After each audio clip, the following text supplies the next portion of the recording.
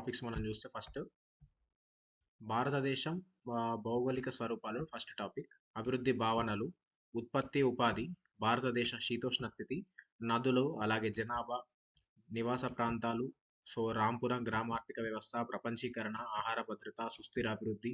So ఈ విధంగా second పార్ట్లో సమకాలీన ప్రపంచం భారతదేశం అని సో ఈ విధంగా ఉంది. సో ప్రీవియస్ సిలబస్కి ఈ సిలబస్కి చేంజ్ ఏమొచ్చిందంటే ఇక్కడ తెలంగాణ రాష్ట్ర సాధన ఉద్యమం అనేది ఒకటి ఎక్స్ట్రా యాడ్ చేయడం అయితే జరిగింది. సో ఇది మనం చూసుకోవచ్చు. సో నెక్స్ట్ క్లాస్లోకి వెళ్దాం ఇక డైరెక్ట్.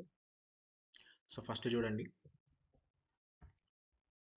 ఫస్ట్ టాపిక్ వచ్చేసి మనకు భారతదేశం భౌగోళిక స్వరూపాలు. సో ఇందులో మీరు మెయిన్గా ఈ ఫస్ట్ పేజ్లో మీరు చూడాల్సిన మెయిన్ ఇంపార్టెంట్ బిట్ ఏంటంటే ఇక్కడ చూడండి, ఈ మ్యాప్ అయితే ఖచ్చితంగా కవర్ చేసుకోండి. ఎందుకంటే ఖండాలు ఎన్ని, మహాసముద్రాలు ఎన్ని, మొత్తం వరల్డ్ మ్యాప్లో ఎక్కడెక్కడ ఉంటాయి ఖచ్చితంగా తెలిసి ఉండాలి. సో ఇక్కడ ఆసియా, యూరప్ కలిసే ఉంటాయి పక్క పక్కన. దాని కింద ఆఫ్రికా, ఆఫ్రికాకు ఇటు సైడ్కి ఆస్ట్రేలియా. సో ఇక్కడ ఆసియాకి, యూరప్కి, ఆఫ్రికాకి, ఆస్ట్రేలియాకి ఇక్కడ చూసుకుంటే మనకు ఆఫ్రికా, ఆసియా, ఆస్ట్రేలియాకి మధ్యలో హిందూ మహాసముద్రం ఉంటుంది. సో ఇటు ఆసియాకి, ఇటు ఉత్తర అమెరికాకి మధ్యలో పసిఫిక్ మహాసముద్రం ఉంటుంది. మనం గ్లోబ్ పరిశీలిస్తే తెలుస్తుంది. అలాగే ఇక్కడ ఉత్తర అమెరికా, యూరప్, ఆఫ్రికా, దక్షిణ అమెరికాకి మధ్యలో అట్లాంటిక్ మహాసముద్రం ఉంటుంది. సో ఇక్కడ మెయిన్గా మీరు చూడాల్సింది యూరప్కి, ఆఫ్రికాకి మధ్యలో ఇక్కడ మధ్యధర సముద్రం ఉంటుంది. ఇది చాలా ఇంపార్టెంట్, నెక్స్ట్ టాపిక్లో వస్తుంది. ఇక్కడ మధ్యధర సముద్రం అనేది ఉంటుంది. సో ఇది మెయిన్గా మీరు ఫస్ట్ పేపర్లో ఫస్ట్ పేజీలో చూడాల్సింది ఇది. ఖచ్చితంగా ఇది నోట్ చేసుకోండి. సో నెక్స్ట్ సెకండ్ పేజ్కి వెళ్దాం. ఇక్కడ మీరు చూసుకుంటే సో నెక్స్ట్ సెకండ్ పేజీలో ఇక్కడ చూడండి, ఇది చాలా ఇంపార్టెంట్. భారతదేశం విశాలమైన దేశం, ఇది పూర్తిగా దక్షిణార్ధ గోళంలో ఉంది. సో ఇక్కడ దేశం యొక్క ఇక్కడ మనం ఉత్తర రేఖాంశాలు, అక్షాంశాలు ఎక్కడ విస్తరించి ఉందంటే ఇది మెయిన్ ఇంపార్టెంట్. సో ఇక్కడ 8.50 అని ఉంది కదా, సో 8.50 కాదు, సో దీన్ని 8.4గా చూసుకోవాలి. నెక్స్ట్ కింద మ్యాప్ వస్తుంది, ఒకసారి చూద్దాం మనం. ఇక్కడ కింద చూడండి, ఇక్కడ మ్యాప్ చూసుకుంటే మనకు తెలుస్తుంది. సో ఇక్కడ కింద చూడండి, ఇక్కడ 68 డిగ్రీలు తూర్పు అక్షాంశం నుంచి ఇక్కడ కింద చూసుకుంటే మీరు 8.4 ఉంది చూడండి. ఇక్కడ కింద 8.4 ఈ ఉత్తర రేఖాంశం, అలాగే సో ఇక్కడ దక్షిణ రేఖాంశం, అలాగే తూర్పు అక్షాంశాల మధ్య 68.7 డిగ్రీస్ మధ్య భారతదేశం విస్తరించి ఉంది. సో అలాగే ఇది చాలా ఇంపార్టెంట్. తూర్పు పడమరలుగా భారతదేశం 29,233 కిలోమీటర్లతో, అలాగే ఉత్తరం నుంచి దక్షిణానికి 3,214 కిలోమీటర్లతో డిస్టెన్స్ అనేది అయితే ఉందని అయితే తెలుసుకోవాలి. సో ఇది ఇంపార్టెంట్. సో అలాగే ఇక్కడ మీరు చూసుకోవాల్సింది నెక్స్ట్ ఇక్కడ కింద చూడండి, భారతదేశానికి 82 ఇక్కడ చూడండి, భారతదేశానికి 82 డిగ్రీస్ 30 మినిట్స్ ఇక్కడ తూర్పు రేఖాంశాన్ని ప్రామాణిక రేఖాంశంగా పరిగణిస్తారు. సో ఇది మెయిన్, ఇది అలహాబాద్ గుండా పోతుంది. సో నోట్ చేసుకోండి, ఇది ఇంపార్టెంట్. ఆ తర్వాత దీన్నే మనం ప్రామాణిక కాలమానానికి ఆధారంగా తీసుకుంటాం. ఇండియన్ స్టాండర్డ్ టైం ఏది అని అంటే ఇది 82.5 డిగ్రీల తూర్పు రేఖాంశం. దీన్ని ప్రామాణిక రేఖాంశంగా వ్యవహరిస్తారు. ఎక్కడి నుంచి పోతుంది అంటే అలహాబాద్. ఇది చాలా చాలా ఇంపార్టెంట్. సో మరి గ్రీన్విచ్ ప్రామాణిక కాలం ఉంటుంది కదా, జిఎంటి, దానికి 5:30 గంటలు మనది ముందుంటుంది. సో ఇది ఇంపార్టెంట్. సో ఇది మీకు పాయింట్ మీరు నోట్ చేసుకోవాలి. సో ఇది నోట్ చేసుకున్న తర్వాత నెక్స్ట్ ఇది ఇంతకుముందు చెప్పింది ఉత్తర దక్షిణాలుగా భారతదేశం 2,933 కిలోమీటర్లు, తూర్పు పడమరలుగా తూర్పు పడమరలుగా 2,933, ఉత్తర దక్షిణాలుగా 3,214 కిలోమీటర్లతో భారతదేశం విస్తరించి ఉంది. సో ఇక్కడ చూసుకోవచ్చు, కర్కట రేఖ మీకు మధ్యలో కనిపిస్తుంది. ఇది భారతదేశాన్ని కరెక్ట్ రెండుగా విభజిస్తుంది అనేది అయితే ఇక్కడ చూసుకోవచ్చు మనం. ఇక్కడ చూడండి 82.5 డిగ్రీల తూర్పు రేఖాంశం. సో ఇదే మనకు స్టాండర్డ్ టైంని తెలియజేస్తుంది. సో ఇక్కడ మీ మ్యాప్ చూస్తే మీకు తెలుస్తుండొచ్చు, బంగాళాఖాతం ఇటు సైడ్ ఉంది, అటు అరేబియా ఉంది, కింద లక్షద్వీపులు, అండమాన్ నికోబార్ ఇక్కడ. సో మ్యాప్ కూడా తెలిసి ఉండాలి, కర్కట రేఖ. సో ఇది ఇంపార్టెంట్. నెక్స్ట్ చూద్దాం. ఇక్కడ చూడండి, భూగర్భ నేపథ్యం అని ఇక్కడ మనకి ఇవ్వడం జరిగింది. సో ఇందులో మీరు చూసుకుంటే సో నెక్స్ట్ ఇక్కడ చూసుకుంటే ఇది చాలా ఇంపార్టెంట్ పాయింట్, ఇది కూడా నోట్ చేసుకోండి. ప్రపంచ భూభాగం అంతా 2 ప్రధాన భూఖండాల నుంచి ఏర్పడ్డాయి. ఇందులో ఈ అంగార భూమి, ఈ లారేషియా అంటారు. సో అలాగే గోండ్వానా భూమి, ఈ రెండు మెయిన్. సో మరి భారతదేశ ద్వీపకల్పం ఎందులోది అంటే గోండ్వానా భూభాగం నుండి. ఈ క్వశ్చన్ అడగవచ్చు. సో 20 కోట్ల సంవత్సరాల క్రితం ఈ గోండ్వానా భూభాగం మొక్కలుగా విడిపోయి భారతదేశ ద్వీపకల్ప ఫలకం ఈశాన్య దిశగా ప్రయాణించి యురేసియా ఫలకంతో ఢీకొంది. అందుకనే ఈ విధంగా ఏర్పడ్డాయి. ఈ ఢీకొనడం వల్లనే మనకు ముడత పర్వతాలు ఏర్పడ్డాయి. అవే ఇప్పుడు హిమాలయాలుగా అయితే మనం చూస్తున్నాం. సో ఇది మెయిన్గా మీరు చూసుకోవాల్సింది ఇందులో. సో, ఇది ఒక పెద్ద లోయ కూడా ఏర్పడింది ద్వీపకల్ప పీఠభూమిలో. సో, ఈ లోయనే ఉత్తరాది నుంచి హిమాలయ నదులు, దక్షిణాది నుంచి ద్వీపకల్ప నదులు తెచ్చిన ఒండ్రు మట్టితో వేసింది అన్నట్టు ఇక్కడ చూడొచ్చు. ఇక్కడ మ్యాప్ కూడా ఇచ్చాడు మనకు మ్యాప్‌లో హిమాలయాలు. సో, ఇదే మనకిక్కడ అవి 2 ఏది యురేషియా ఫలకం అలాగే గోండ్వానా సంబంధించి ఆ ఫలకాలు 2 అంగార భూమి, యురేషియా ఫలకాలు, గోండ్వానా, అంగార భూమి 2 ఇట్లా ఫలకాలు గుద్దుకోవడం వల్ల సో ఇవి ఏర్పడ్డాయని ముడత పర్వతాలు. ఇవే మనం ఇప్పుడు హిమాలయాలుగా అయితే చూడవచ్చు. నెక్స్ట్ ఇందులో మనం చూడాల్సింది ఇది మెయిన్ ముఖ్యమైన భౌగోళిక స్వరూపాలు భారతదేశంలో 6గా ఉంటాయి. హిమాలయాలు, గంగా సింధు, ద్వీపకల్ప పీఠభూమి, తీర ప్రాంత మైదానాలు, ఎడారి, దీవులు. ఇందులోకెళ్ళి చాలా ఇంపార్టెంట్ పాయింట్స్ ఉన్నాయి. ఒకసారి చూస్తే ఇది ఇంపార్టెంట్. హిమాలయ పర్వతాలు పడమర నుంచి తూర్పుకి 2400 కిలోమీటర్ల పొడవున విస్తరించున్నాయి. సో ఇంపార్టెంట్ ఇది అడగచ్చు. అలాగే ఇక్కడ చూడండి నెక్స్ట్ ఇదైతే చాలా ఇంపార్టెంట్. అన్నిటికంటే ఉత్తరాన ఉన్న పర్వత శ్రేణిని ఉన్నత హిమాలయాలు లేదా హిమాద్రి అంటారు. సో ఈ ఉన్నత హిమాలయాలు, హిమాద్రి ఎక్కడ ఉంటాయంటే మనకు నార్త్ సైడ్. అంటే ఫస్ట్ ఇక్కడ ఈ విధంగా ఉన్నాయి కదా. సో ఇక్కడ స్టార్టింగ్ పాయింట్‌లోనే ఇక్కడ మనం చూసుకోవచ్చు వీటిని. ఉన్నత హిమాలయాలు లేదా హిమాద్రి అంటారు. సో ఇవి సగటు ఎత్తు దీనిది ఎంత ఉంటదంటే 6100. సో ఇదైతే మనం చూసుకోవచ్చు. ఇక్కడ మొత్తం ఇది మంచుతోటే కప్పుంటది. హిమాలయ నదాలు ఇక్కడ కనిపిస్తాయి అయితే చూడవచ్చు. నెక్స్ట్ మీరు చూడాల్సింది ఇక్కడ మధ్య లేక, నిమ్న లేక హిమాచల్. ఇక్కడ చూడండి ఇది. దక్షిణాన ఉన్న శివాలిక్ శ్రేణి మరియు ఉత్తరాన ఉన్న ఉన్నత హిమాలయాలు. సో వీటి మధ్య సమాంతరంగా ఉన్న వాటిని మధ్య హిమాలయాలు. సో ఇక్కడ మనం ఏదన్నాం ఇది హిమాద్రి అన్నాం కదా, ఉన్నత హిమాలయాలు. ఇక్కడ దక్షిణాన వచ్చేసి మనకేముంటాయి శివాలిక్ శ్రేణి ఉంటుంది. వీటి మధ్యలో ఉన్న ఈ ప్రాంతాన్ని మనం మధ్య లేక నిమ్న హిమాచల్ హిమాలయాలు అయితే అంటాం ఈ మధ్యలో పాటిని. సో ఇది మీరు చూసుకోవచ్చు. సో దీనికి 3 మధ్య హిమాలయాలు, హిమాచల్ లేక నిమ్న. సో 3 పాయింట్లు, 3 పేర్లు గుర్తుంచుకోవాలి. ఏ విధంగా అని అడగచ్చు. సో దీని యొక్క హైట్ చూసుకుంటే 3500 నుంచి 4000 వరకు అయితే ఉంటాయి. సో నెక్స్ట్ ఇక్కడ చూసుకోండి. ఇవి పిక్చర్స్ కూడా చూడండి ఒకసారి ఏ విధంగా ఉంటాయి అనేది.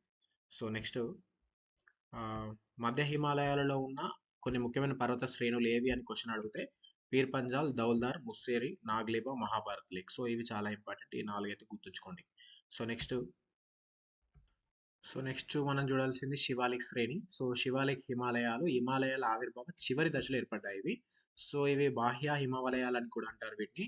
సో ఇవి ఉత్తర సైడ్ వాల్ కలిగి ఉంటాయి. హ్యాగ్ బ్యాగ్ లాగా కలిగి ఉంటాయట.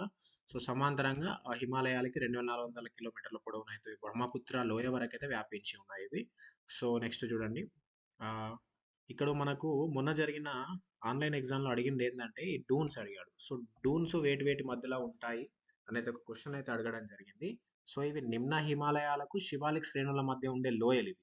సో నిమ్న హిమాలయాలకు శివాలిక్ శ్రేణులకు మధ్య ఉండే వాటిని మనం ఏమంటామంటే డూన్స్ అని అయితే పిలవడం జరుగుతుంది. సో ఇక్కడ మనకు అడగడం జరిగింది. సో ఇది తూర్పున డౌర్స్ అండ్ పశ్చిమాన డూన్స్. సో ఇదైతే చాలా ఇంపార్టెంట్ గుర్తుంచుకోవాలి.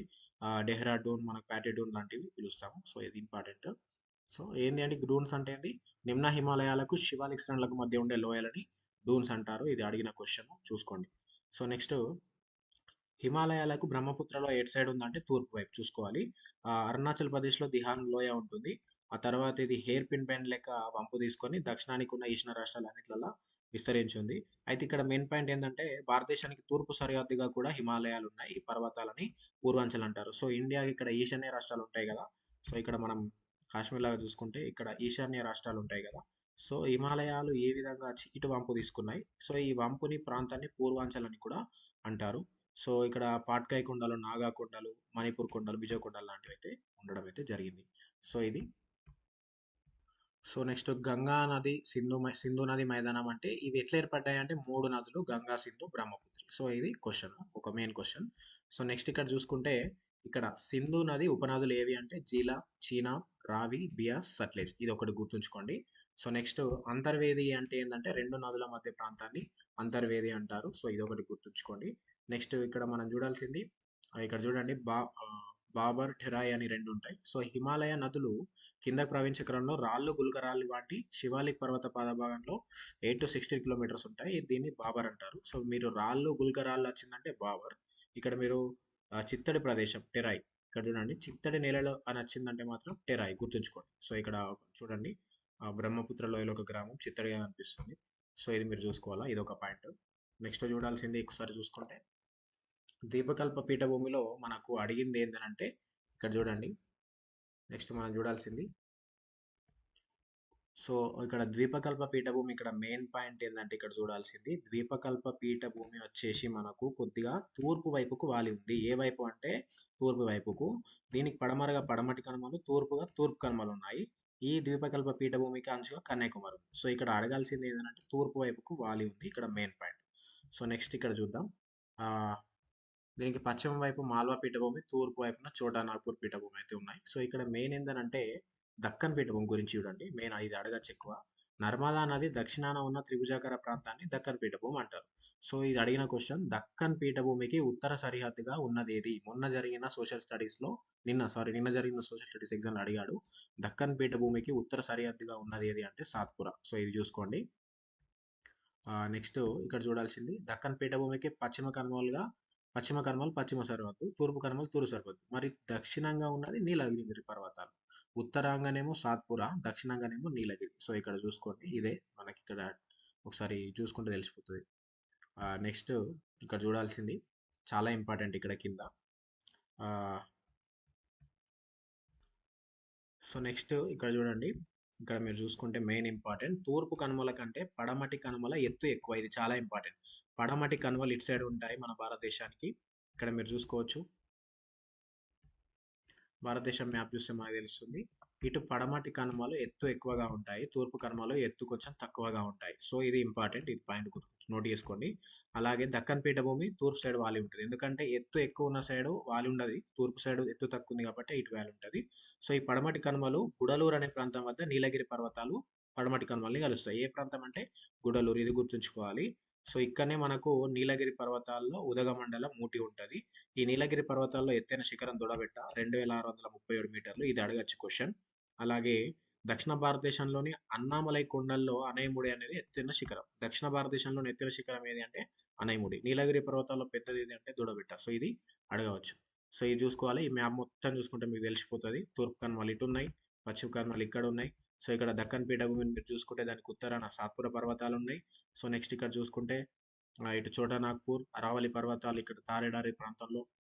సో ఇది మ్యాప్ ఒకసారి చూసుకుంటా చదివితే మనకు తెలిసిపోతుంది. నెక్స్ట్ ఇక్కడ చూడండి. మరి తూర్పు కనుమలు ఎక్కడి నుంచి విస్తరించి ఉన్నాయంటే ఉత్తరాన మహానది నుంచి దక్షిణాన నీలగిరి పర్వతాల వరకు. సో ఉత్తరాన మహానది నుంచి దక్షిణాన నీలగిరి పర్వతాల వరకు అయితే విస్తరించి ఉన్నాయి ఇవి. సో నెక్స్ట్ తూర్పు కనుమలలో ఎత్తైన పర్వతం ఏది అంటే అరవమకొండ, చింతపల్లి, ఆంధ్రప్రదేశ్ దగ్గర ఉంటుంది. 1680 మీటర్లు. సో ఇది ఒకసారి మీరు చూసుకోవాలి. నెక్స్ట్ తారేడారి చూడండి.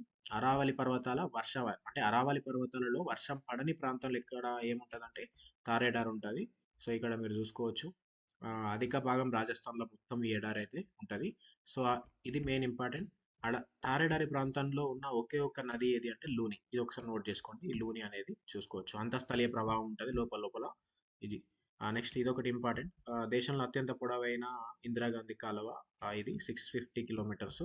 పంజాబ్ నుంచి మొదలై తారేడారికి నీళ్ళు అందిస్తుంది. ఇది మెయిన్ ఇంపార్టెంట్ గుర్తుంచుకోవాలి. సో ఇది మీరు బాక్స్ అని వదిలేసేస్తే ఖచ్చితంగా బాక్స్ నుంచే క్వశ్చన్లు వచ్చాయి మొన్న. నేను అది మీకు ప్రూఫ్ తోటి సహా చూస్తాను. నెక్స్ట్ ఖచ్చితంగా చదవాలి. నెక్స్ట్ తీర మైదానాలు కూడా చాలా ఇంపార్టెంట్. సో ఇక్కడ మీరు చూసుకోండి. సో ఈ తీర మైదానాలు గుర్తుంచుకోవాల్సింది. ఈ కొంకన్ తీర ప్రాంతం ఎక్కడ ఉంటుందంటే ఉత్తర భాగం మహారాష్ట్ర గోవాలో ఉంటుంది. కొంకన్ అనేది మహారాష్ట్ర గోవా గుర్తుంచుకోండి. కెనరా అంటే కర్ణాటకలోకి వస్తుంది. మలబార్ అంటే కేరళ రాష్ట్రంలోకి వస్తుంది. ఇది మనం మెయిన్గా అయితే గుర్తుంచుకోవాలి. సో ఈ తీర ప్రాంతాలని స్థానికంగా వివిధ పేర్లతో పిలుస్తారు. ఒడిస్సాలో ఉత్కల్ తీరం అని, ఆంధ్రప్రదేశ్లో సర్కార్ అని, తమిళనాడులో కోరమండల్ అని. సో ఇది ఒకటి గుర్తుంచుకోవాలి. నెక్స్ట్ మనం ఇక నెక్స్ట్ దీవులు చూద్దాం. సో ఇక్కడ సరస్సులు చాలా ఇంపార్టెంట్. చిల్కా సరస్సు ఎక్కడ ఉందంటే ఒడిస్సా. కొల్లేరు పులికట్ ఎక్కడ ఉందంటే ఆంధ్రప్రదేశ్. ఈ తీర ప్రాంతాలలోనే ఉంటాయి. సో ఇది మెయిన్గా తీర ప్రాంత మైదానాల్లో మనం చూసుకోవాల్సింది. నెక్స్ట్ దీవులు అయితే మనకు 2 రకాలుగా ఉన్నాయని తెలుసు. బంగాళాఖాతంలో అండమాన్ నికోబార్, అరేబియాలో లక్షద్వీప్. సో ఇది మెయిన్. బంగాళాఖాతంలో అండమాన్, అరేబియాలో లక్షద్వీప్. సో నెక్స్ట్ చూడండి. ఈ అండమాన్ నికోబార్ ఎట్లా ఏర్పడ్డాయి అంటే మనకి హిమాలయాలు మయన్మార్ అక్కడ ఈశాన్య ప్రాంతాల దాకా వచ్చి తర్వాత కనబడకుండా వెళ్ళిపోతాయి. సో అక్కడ ఉంటాయి ఆల్రెడీ, కానీ సముద్రం లోపల నుంచి ఉంటాయి. తిరిగి మనకు సముద్రం మీద చుచ్చుకొని కింద అండమాన్ నికోబార్ లాగా ఏర్పడతాయి అవి. సో ఈ దీవులలోనే నార్కొండం, బారన్ అగ్నిపర్వతాలు ఉన్నాయి. ఇక్కడ ఉన్నాయి అండమాన్లోనే నార్కొండం, బారన్ ద్వీపులు అగ్నిపర్వతాలు అయితే ఉన్నాయి. సో నెక్స్ట్ ఇందిరా పాయింట్, ఇది చాలా ఇంపార్టెంట్. నెక్స్ట్ వస్తది ఇది. భారతదేశ దక్షిణాది అంచు ఏది అంటే ఇందిరా పాయింట్. ఇదే చివరి అంచు మనకి. సో ఇది 2004 సునామీలో ముప్పునకు గురైంది. సో లక్షద్వీప్ గురించి చూస్తే ఇవి ప్రవాల భిత్తికల నుంచి ఏర్పడ్డాయి, కోరల నుంచి. దీన్ని 32 చదరపు కిలోమీటర్లు. ఇది ఇంపార్టెంట్ పాయింట్, నోట్ చేసుకోండి. నెక్స్ట్ చూద్దాం. సో ఇది మనకు ఫస్ట్ చాప్టర్ నుంచి ఇంపార్టెంట్ క్వశ్చన్స్. సో మీకు ఇవన్నీ అయితే నోట్ చేసిండ్రైతే అనుకుంటున్నాను. సో సెకండ్ చాప్టర్ డిస్కస్ చేద్దాం ఇప్పుడు. సో ఈ చాప్టర్ డిస్కస్ చేద్దాం. సో ఈ చాప్టర్ ఇంపార్టెంటే, ఎందుకంటే ఈ చాప్టర్ నుంచే జరిగిన దాదాపు నిన్న జరిగిన సోషల్ స్టడీస్లో ఒక క్వశ్చన్ రావడం జరిగింది ఈ అభివృద్ధి భవనాల నుంచి. ఇందులో మెయిన్ పాయింట్ ఏందో డైరెక్ట్ ఒకటిసారి డిస్కస్ చేసేద్దాం. ఒకసారి చూద్దాం. ఇందులో డైరెక్ట్ మెయిన్ పాయింట్సే, టోటల్ టాపిక్ కాకుండా. సో ఇందులో మీరు ఫస్ట్ గుర్తుంచుకోవాల్సింది ఈ టాపిక్లో, తమిళనాడు రాష్ట్రంలో తిరునవెల్లి జిల్లాలో కూడంకులం అనే విద్యుత్ కేంద్రం అయితే ఇక్కడ ఉంది. సో ఇక్కడ మనకు ఆ, ఇక్కడ ఒక నిరసన జరిగింది అన్నట్టు మనకి ఇక్కడ చూపిస్తుంది. ఇది అభివృద్ధి భావనలకు సంబంధించి, ఇది గుర్తుంచుకోండి. నెక్స్ట్ చూసుకుంటే ఇందులో మీరు చూడాల్సింది ఇక్కడ ఆఫ్రికాలోని ఐవరీ కోస్ట్ దేశంలోని అబేజా అనే పట్టణంలో ఒక ఓడ 500 టన్నుల విషపూరిత వ్యర్థ ద్రవ పదార్థాలని బహిరంగ ప్రదేశంలో పడేసిందట. దీనివల్ల చాలా మందికి ఇబ్బంది జరిగింది అనేది వచ్చింది. సో ఇది ఒకటి అయితే గుర్తుంచుకోండి ఐవరీ కోస్ట్కి సంబంధించి. సో ఇవి బాక్స్లో ఉండేవి కూడా అడుగుతున్నాడు, అస్సలు నెగ్లెక్ట్ చేయొద్దు. సో నెక్స్ట్ చూద్దాం. సో నెక్స్ట్ చూడాల్సింది ఇక్కడ చూడండి, ఈ తలసరి ఆదాయానికి ఫార్ములా దేశం మొత్తం ఆదాయాన్ని దేశ జనాభాతో భాగిస్తే వస్తుంది. సో దీన్ని తలసరి ఆదాయం అంటారు. సెకండ్ చాప్టర్లో ఇది కూడా గుర్తుంచుకోవాలి. సో ఇక్కడ మీరు చూడాల్సింది మనకు దేశాలని ధనిక దేశాలు, పేద దేశాలు, అంటే ఆదాయం ఎక్కువ ఉన్న దేశాలు, తక్కువ ఉన్న దేశాలు ఎట్లా వర్గీకరిస్తారు అని అంటే, ఇక్కడ 2017 సంబంధించి చూస్తే 12,000, ఇక్కడ చూడండి 12,055 అమెరికన్ డాలర్ల కంటే ఎక్కువగా ఉన్నదాన్ని తలసరి ఆదాయం, అధిక ఆదాయ దేశాలని. $995 కంటే తక్కువ ఉన్నదాన్ని తక్కువ ఆదాయ దేశాలుగా వ్యవహరించారన్నట్టయితే మనకు ఆ టైంలో ఇది ఒకటి ఫార్ములా. సో ఇది మీరు చూసుకోవాలి. సో సెకండ్ చాప్టర్ నుంచి క్వశ్చన్ వచ్చిందని అన్నాను కదా. సో ఇది ఈ బాక్స్ నుంచి వచ్చాడు, ఖచ్చితంగా చూడాలి. బాక్స్ అని మీరు దీన్ని నెగ్లెక్ట్ చేస్తే ఖచ్చితంగా ఇంట్లో నుంచే క్వశ్చన్స్ వస్తున్నాయి. సో ఇందులో అడిగింది ఏంటంటే, మనకు మానవాభివృద్ధి సూచికకు నివేదికకి ఎటువంటి విధానాలు దేన్ని పోలుస్తారు, దేన్ని తీసుకొని మనకు ఆ కులమానంగా తీసుకుంటారు మానవాభివృద్ధి నివేదిక అంటే. ఇందులో మీరు చూడాల్సింది ఆరోగ్యం, విద్యా సూచికలు, అలాగే ప్రజల విద్యాస్థాయి, ఆరోగ్య స్థితి, తలసరి ఆదాయాలు. వీటి ప్రకారం అయితే మనకు యుఎన్డిపి మానవాభివృద్ధి సూచికలు తయారు చేస్తుంది అనేది క్వశ్చన్ అడగడం జరిగింది. చూసుకోండి, ఇది మెయిన్ ఇంపార్టెంట్ సెకండ్ టాపిక్ నుంచి. సో మనకి ఇక్కడ మానవాభివృద్ధి సూచికలో 2018కి సంబంధించి ఇచ్చాడు. ఒకసారి టేబుల్ చూసుకోండి. ఇండియా మనకు 129 ప్లేస్లో ఉంది ప్రపంచ మానవాభివృద్ధి సూచికలు. సో ఇది ఒకటి గుర్తుంచుకోవాలి. సో ఇది సెకండ్ చాప్టర్ నుంచి కొన్ని ఇంపార్టెంట్ సో కవర్ అయ్యేది అనుకుంటున్నాను. సో నెక్స్ట్ ఇప్పుడు థర్డ్ చాప్టర్కి వెళ్దాం. ఇక థర్డ్ చాప్టర్లో కొన్ని ఇంపార్టెంట్ పాయింట్స్ ఒకసారి కవర్ చేద్దాం మనం. సో చూడండి, మనకి థర్డ్ చాప్టర్ వచ్చేసి ఉత్పత్తి, ఉపాధి. ఇందులో చాలా ఇంపార్టెంట్ పాయింట్స్ ఉన్నాయి. ఈ దేశీయ ఉత్పత్తి, జాతీయ ఉత్పత్తి, వ్యవస్థీకృత, అవ్యవస్థీకృత రంగాలు, ప్రచార నిరుద్యోగం, కొన్ని ఇంపార్టెంట్ పాయింట్స్ ఇందులో ఉన్నాయి. అవి ఏంటో ఒకసారి కవర్ చేద్దాం. సో ఇక్కడ మెయిన్గా 3 రంగాలని ఇచ్చారు కదా. సో ఇక్కడ మెయిన్ ఉత్పత్తి ప్రక్రియలో ఫస్ట్ వచ్చేటి వ్యవసాయం, మత్స్య పరిశ్రమ, ఇవన్నీ. తర్వాత యంత్రాలు ఉపయోగిస్తారు, నేరుగా అవసరానికి ఉపయోగపడేటివి. సో ఇది మెయిన్, అంటే ఒక కాన్సెప్ట్, ఇది బిట్స్ రావు అవి కానీ. సో నెక్స్ట్ చూద్దాం. ఇక్కడ స్థూల దేశీయ ఉత్పత్తి అని మనకి ఇక్కడ ఇచ్చాడు. ఇక్కడ ఏంది అని అంటే, ఒకసారి చూడండి, ఇందులో దేశ ఆదాయాన్ని లెక్క కట్టడానికి దేశంలో అంతిమ ఉత్పత్తి అయిన మొత్తం వస్తువులు అలాగే సేవల విలువను తీసుకుంటాం. ఈ విలువకు ఉపయోగించే సాంకేతిక పదమే మనకు స్థూల దేశీయోత్పత్తి అన్నట్టయితే మనకు తెలుస్తుంది. సో ఏందన్నాం, స్థూల దేశీయోత్పత్తి అని అంటే జీడిపి అంటాం, గ్రాస్ డొమెస్టిక్ ప్రొడక్ట్. జీడిపి అంటే ఏంది, ఇక్కడ దేశ ఆదాయాన్ని లెక్క కట్టడానికి దేశంలో అంతిమంగా ఉత్పత్తి అయిన మొత్తం వస్తువులు అలాగే సేవల విలువను తీసుకుంటాం. దీన్నే మనం జీడిపి అని అయితే అనడం జరుగుతుంది. సో ఇది క్వశ్చన్ అడగచ్చు. సో ఆల్రెడీ ఒక క్వశ్చన్ వచ్చింది ఇందులోకి వెళ్ళి, మాధ్యమిక వస్తువులు అంటే ఏంటి అని ఒక క్వశ్చన్ వచ్చింది. సో ఇక్కడ చాలా ఎగ్జాంపుల్స్ ఇచ్చాడు. ఇందులో ఒకటి ఎగ్జాంపుల్ చూడండి. మనకు ఒక రైతు ఇక్కడ చూద్దాం. సో ఇక్కడ చూడండి, ఒక రైతు ఏం చేస్తాడు, రైస్ పండించి రైస్ మిల్లర్లకు రైతు వడ్లు అమ్మేస్తాడు 2,500కి. ఆ రైతు ఏం చేస్తాడు అని అంటే, దానికి ఊక బియ్యం చేసి రెండవ దశలో రైతు వచ్చి ఫస్ట్ రైస్ మిల్లర్కి అమ్ముతాడు. ఆ రైస్ మిల్లర్ ఏం చేస్తాడు, ఊకని బియ్యాన్ని సపరేట్ చేసి హోటల్ యజమానికి అమ్ముతాడు. ఆయన ఏం చేస్తాడు, దాన్ని ఇడ్లీ లాగా, దోశలాగా తయారు చేసి ఆయన అమ్ముకుంటాడు. ఇక్కడ డిఫరెన్స్ అనేది అయితే ఉంది. సో ఇక్కడ మనం మాధ్యమిక వస్తువులు అంటే ఏంది అని అంటే, వడ్లు, ఊక, బియ్యం అనేవి మాధ్యమిక వస్తువులు. సో ఇక్కడ ఏమైంది? ఇవి అంతిమంగా వాడరు వీటిని. అంతిమంగా వచ్చింది ఇక్కడ ఇడ్లీ, దోస. ఫస్ట్ మనకు పండిస్తే వడ్లొచ్చినాయి. దానికి మాధ్యమికంగా ఉన్నాయి కాబట్టి ఇవి మాధ్యమిక వస్తువులు. సో ఇది ఇందులో ఎగ్జాంపుల్. మాధ్యమిక వస్తువులు ఏవి అని ఒక క్వెషన్ అయితే అడగడం జరిగిందంట. సో మనకి ఏ ఎగ్జాంపుల్ ఇచ్చినా అంతిమంగా ఉపయోగపడకుండా మిడిల్‌గా ఉన్నదాన్ని మాధ్యమిక వస్తువు అంటారు. దాని నుంచి ఇంకా అంతిమంగా వాడుకునేది మానవుడు అంతిమంగా వాడుకునేది వేరేదుంటది. ఆ మిడిల్‌గా ఉన్నదాన్ని మనం మాధ్యమిక వస్తువులుగా చూడవచ్చు. సో ఇది మెయిన్ గుర్తుంచుకోండి. మాధ్యమిక వస్తువులు అంటే ఏంది అనేది ఈ టాపిక్ నుంచి వచ్చిన క్వశ్చన్. నెక్స్ట్ ఇందులో ఇంకో టాపిక్ ఇక్కడ స్థూల దేశీయోత్పత్తి. ఇది కూడా ఇంతకుముందు స్థూల జాతీయోత్పత్తి విషయం జీడిపి. కానీ ఇది దేశీయోత్పత్తి. ఏందనంటే ఇది ఒక సంవత్సరంలో ఒక రంగంలో ఉత్పత్తి చేసిన అంతిమ వస్తువులు, సేవల విలువ ఆ సంవత్సరానికి ఆ రంగంలోని మొత్తం ఉత్పత్తిని చూస్తుంది. సో 3 రంగాల ఉత్పత్తిని కలిపితే స్థూల దేశీయోత్పత్తి వస్తుంది. అంటే ఏందనంటే ఒక దేశంలో ఒక సంవత్సరంలో ఉత్పత్తి చేసిన అన్ని అంతిమ వస్తువుల సేవల విలువను తెలియజేసేదే స్థూల దేశీయోత్పత్తి. ఈ దేశీయోత్పత్తి, ఆ జాతీయ ఉత్పత్తి ఒకసారి అయితే చూసుకోండి. ఇది మెయిన్.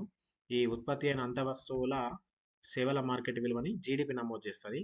సో ఇదేం చేస్తుంది అంటే సేవల విలువని తెలియజేస్తుంది. సో ఇది దేశీయోత్పత్తి, జాతీయోత్పత్తి. ఇది ఒకటి గుర్తుంచుకోండి. సో ఇంకో ఇంపార్టెంట్ క్వశ్చన్ ఇక్కడ చూడండి. మొత్తం ఉత్పత్తిలో సేవా రంగం ప్రముఖ స్థానంలో ఉంది మన భారతదేశంలో. ఏ రంగం ప్రముఖ స్థానంలో ఉందంటే నంబర్ 1 సేవా రంగమే. ఇది మీరు మెయిన్ పాయింట్, ఇది ఒకటి గుర్తుంచుకోవాలి. సో నెక్స్ట్ ఇంకోటి ఇందులో టాపిక్‌లో ప్రచ్ఛన్న నిరుద్యోగం. సో ఇదేందనంటే ఇక్కడ వ్యవసాయమే తీసుకోండి ఎగ్జాంపుల్. వ్యవసాయంలో ఇక్కడ మనం చూస్తే ఒక ఇంట్లో 2 ఎకరాలు ఉంది. సో ఆ ఇంట్లో 5 మంది ఉన్నారు. ఆ 2 ఎకరాలకి ఇద్దరు సరిపోతది చూసుకోవడానికి. కానీ ఇంకా ముగ్గురు ఏం చేస్తున్నారు? వేరే దగ్గర పని లేకపోవడం వల్ల ఆ ముగ్గురు కూడా వచ్చి మొత్తం 5 మంది ఆ 2 ఎకరాల్లో పని చేస్తున్నారు. అంటే సరిపడా పని దొరకకుండా ఉన్న దాంట్లోనే ఎక్కువ మంది పనిచేయడం. ఆ విధంగా ప్రచ్ఛన్న నిరుద్యోగం కిందకొస్తుంది. సో ఇక్కడ ఎగ్జాంపుల్ ఉంది. ఈ ఎగ్జాంపుల్ చదివితే మీకు తెలిసిపోతుంది. అంటే ఏందనంటే ఎవ్వరికి తమ పూర్తి సామర్థ్యానికి తగినట్టుగా పని ఉండడం లేదు. సో ఆ విధంగా పని లేక నిరుద్యోగిగా ఉండిపోతున్నాడు. సో దీన్ని ప్రచ్ఛన్న నిరుద్యోగంగా అయితే మనం వ్యవహరించవచ్చు. సో ఇది ప్రచ్ఛన్న నిరుద్యోగం. ఇదొకటి మెయిన్. సో నెక్స్ట్ ఇంకా ఇందులో ఇంపార్టెంట్ వ్యవస్థీకృత, అవ్యవస్థీకృత రంగాలు. సో వ్యవస్థీకృత అంటే ఏంది? అవ్యవస్థీకృత అంటే ఏంది? సో ఇప్పుడు ఎగ్జాంపుల్‌గా చెప్పాలంటే చిన్నగా వ్యవస్థీకృత అంటే ఇప్పుడు ఎగ్జాంపుల్ తీసుకోండి. ఒక గవర్నమెంట్ జాబర్. ఈయనకేంది టైమ్ టు టైమ్ జాబ్ ఉంటుంది. కరెక్ట్ ఆయనకు జాబ్‌కు తగ్గట్టు ఉద్యోగ భద్రత, సో ఈ విధంగా పెన్షన్ స్కీమ్స్ పర్ఫెక్ట్ టైమింగ్ తోటి పర్ఫెక్ట్‌గా ఒక నిబంధనగా ఆయన వర్క్ ఉంటుంది. అది వ్యవస్థీకృత రంగం. అవ్యవస్థీకృత రంగాన్ని ఎట్లా చెప్పొచ్చు మనం? Labour work. సో వాళ్ళకు మనం ఇక్కడ ఎగ్జాంపుల్ ఆల్రెడీ ఇచ్చాడు మీకు మంచిగా, ఒకసారి ఇది చదువుకుంటే తెలిసిపోతుంది. ఇక్కడ చూడండి. సో ఇది ఒకసారి చదువుకుంటే తెలిసిపోతుంది. ఇది వ్యవస్థీకృత రంగంలోకి వస్తుంది. అవ్యవస్థీకృత అంటే ఇక్కడ చూడవచ్చు కూలీ పని. ఒక దానికి ఉద్యోగ భద్రత అంటూ ఉండదు. పని దొరికినంత సేపు పని లేకపోతే ఏముండదు. సో ఇది అవ్యవస్థీకృత రంగంగా చూడవచ్చు. మన భారతదేశంలో ఎక్కువగా 92% మంది కార్మికులు అవ్యవస్థీకృత రంగంలోనే పనిచేస్తున్నారు. ఇది మెయిన్ పాయింట్ మీరు గమనించాల్సింది. ఇక్కడ ఇచ్చాడు ఉపాధి షరతులుండి నమ్మకంగా పని ఉండే ప్రదేశాలు, వ్యాపారాలను వ్యవస్థీకృత రంగం. అదే ఇక్కడ చూసుకుంటే అవ్యవస్థీకృత రంగంలో నిబంధనలు ఉంటాయి గానీ వీటిని అనుసరించరు. సో జీతం తక్కువ, భద్రత కూడా ఉండది. ఎక్కువ పనికి ఎక్కువ వేతనం అన్నట్టు కూడా ఏముండయి. సెలవులుండయి, ఏముండయి. సో ఇది అవ్యవస్థీకృత రంగంగా చూడవచ్చు. భారతదేశంలో అవ్యవస్థీకృత రంగం అయితే ఎక్కువగా ఉంది. సో ఇందులో ఉన్న వారి కార్మికులకు రక్షణ, మద్దతు అన్నీ కల్పించాలి. ఎందుకంటే దోపిడీకి గురవుతారు. చాలా రకాలుగా ఇబ్బందులుంటాయి వీళ్ళకి. సో ఇది మనం ఈ టాపిక్‌లో మెయిన్ ఉద్దేశ్యం. ఇది మనం తెలుసుకోవాలనే ఉద్దేశంతోటి టాపిక్ పెట్టారు మన 10థ్‌లో. సో థర్డ్ చాప్టర్‌లో మనకు ఆ క్వెషన్స్ ఉన్నాయి. సో నెక్స్ట్ ఫోర్త్ చాప్టర్‌కెళ్దాం. చాలా ఇంపార్టెంట్ టాపిక్. మస్తు క్వెషన్స్ వస్తాయి ఇందులోకెళ్ళి. చూద్దాం ఇక్కడ ఫస్ట్ అక్కడ చూడండి. మనకు వెదర్ అంటే ఏంది? వాతావరణం అంటే ఏంది? First question. సో ఒక ప్రాంతంలో ఒక నిర్దిష్ట కాలానికి చెందిన సూర్యరశ్మి, ఉష్ణోగ్రత, వాతావరణ పీడనం, పవనాలు, ఆర్ద్రత, మేఘాలు, అవపాతం వంటి స్థితిని మనం వాతావరణంగా అయితే పిలుస్తారు. సో ఇది వాతావరణం. మరి శీతోష్ణ స్థితి అంటే ఏంది? ఇంకో క్వెషన్ కిందనే ఉంది. ఒక ప్రాంతంలో 30 లేక అంతకన్నా ఎక్కువ సంవత్సరాల పాటు ఒకే మాదిరి కనిపించేలా వాతావరణ పరిస్థితుల్ని శీతోష్ణ స్థితి అంటారు. శీతోష్ణ స్థితి క్రమాన్ని క్లైమోగ్రాఫ్ లేదా క్లైమటోగ్రాఫ్‌ల ద్వారా చూపించొచ్చు. సో ఇవి 3 క్వెషన్‌లు ఫస్ట్ పేజ్‌లో. సో నెక్స్ట్ శీతోష్ణ స్థితిని ప్రభావితం చేసే అంశాలని శీతోష్ణ స్థితి కారకాలు అంటారు. సో ఇది క్వెషన్ అడగచ్చు. ఏమేమి ఉంటాయి ఇందులో అంటే అక్షాంశం, భూమికి నీటికి మధ్య గల సంబంధం, ప్రదేశం యొక్క ఎత్తు, ఉపరితల గాలి ప్రసరణ. సో ఈ విధంగా అడగచ్చు. ఈ 4 ఆప్షన్లు ఇచ్చి ఇందులో ఏది కాదు, ఏదైంది ఆ విధంగా అడగచ్చు. కారకాలు ఇవి మెయిన్. సో నెక్స్ట్ చూద్దాం. ఇక్కడ చూడాల్సింది ఇక్కడ చూడండి కింద. సో మెయిన్‌గా మనకు 3 ప్రాంతాలుగా భూమిని విభజించిండ్రు. ఏ విధంగా అనంటే మీరు భూమధ్య రేఖ మెయిన్‌గా తీసుకోవాలి. ఇక్కడ భూమధ్య రేఖను తీసుకుంటే, ఈ భూమధ్య రేఖకు దగ్గర ఉన్నదేంది? ఉష్ణ ప్రాంతాలు. భూమధ్య రేఖకు అక్కడ నిటారుగా సూర్యకిరణాలు పడతాయి ఎప్పుడు కాబట్టి ఇవి దగ్గరున్నవనేవి ఉష్ణ ప్రాంతాలుగా వస్తాయి. సో మరి ఇటు చివరిగా చూసుకుంటే ఏముంటది మనకు ధృవాలు ఉంటాయి. ఇక్కడ ధృవాలు ఉంటాయి కాబట్టి ఇవి శీతోష్ణ ప్రాంతాలు చాలా చల్లగా ఉంటాయి, శీతలంగా ఉంటాయి. సో ఇక్కడ మరి భూమధ్య రేఖకు ఈ వీటికి మధ్యన ఉన్నది ఏంటి అని అంటే మరి సమశీతోష్ణ ప్రాంతాలు. సో ఆ విధంగా గుర్తుంచుకోవాలి. సో ఇక్కడ మ్యాప్ ఉంది, మనం చూసుకుందాం. ఇది మ్యాప్ మీరు ఈజీ అనుకుంటున్నారు కాబట్టి అసలు నెగ్లెక్ట్ చేస్తారు కానీ చాలా ఇంపార్టెంట్ ఇది. ఇందులోకి వెళ్ళి క్వశ్చన్స్ వస్తాయి చూడండి. ఇక్కడ మనకు భూమధ్య రేఖని మీరు తీసుకుంటే, ఇక్కడ భూమధ్య రేఖను తీసుకుంటే భూమధ్య రేఖ మధ్య నుంచి పైకి ఉన్నది ఉత్తరార్ధగోళం, భూమధ్య రేఖ నుంచి కిందికి ఉన్నది దక్షిణార్ధగోళం. సో ఇందులో మనం చూసుకుంటే కర్కట రేఖ, మకర రేఖ భూమధ్య రేఖకు సమదూరంలో ఉంటుంది.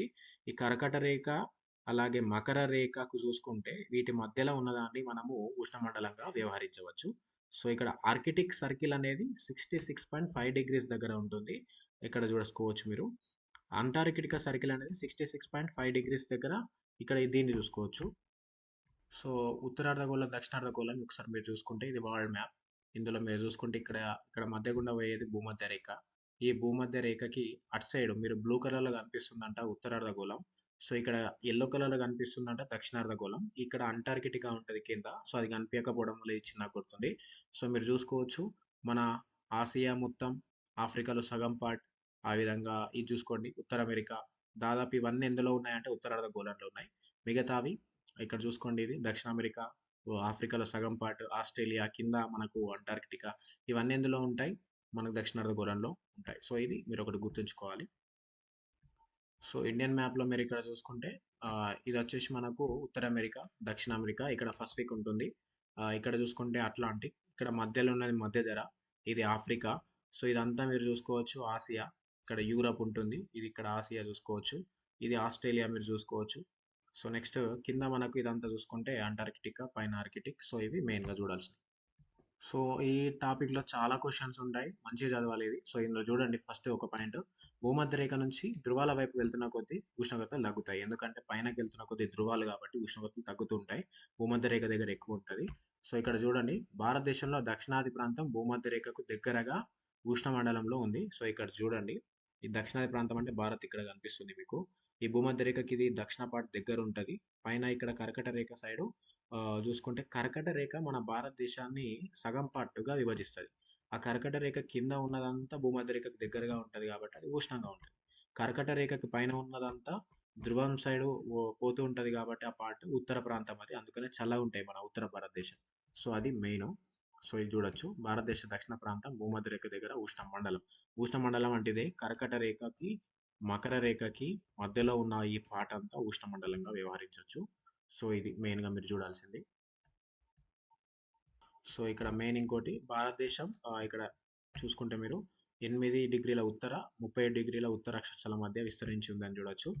ఇక్కడ ఇంతకు ముందే చెప్పాం కర్కట రేఖ ఇంచుమించు 2 భాగాలుగా ఇస్తది భారతదేశాన్ని. సో ఇది కర్కట రేఖ దక్షిణ ప్రాంతం ఉష్ణమండలంలో ఉంది. ఇంతకు ముందే చెప్పాం. సో ఇది కింది పాటు ఉష్ణమండలంలో ఉంది.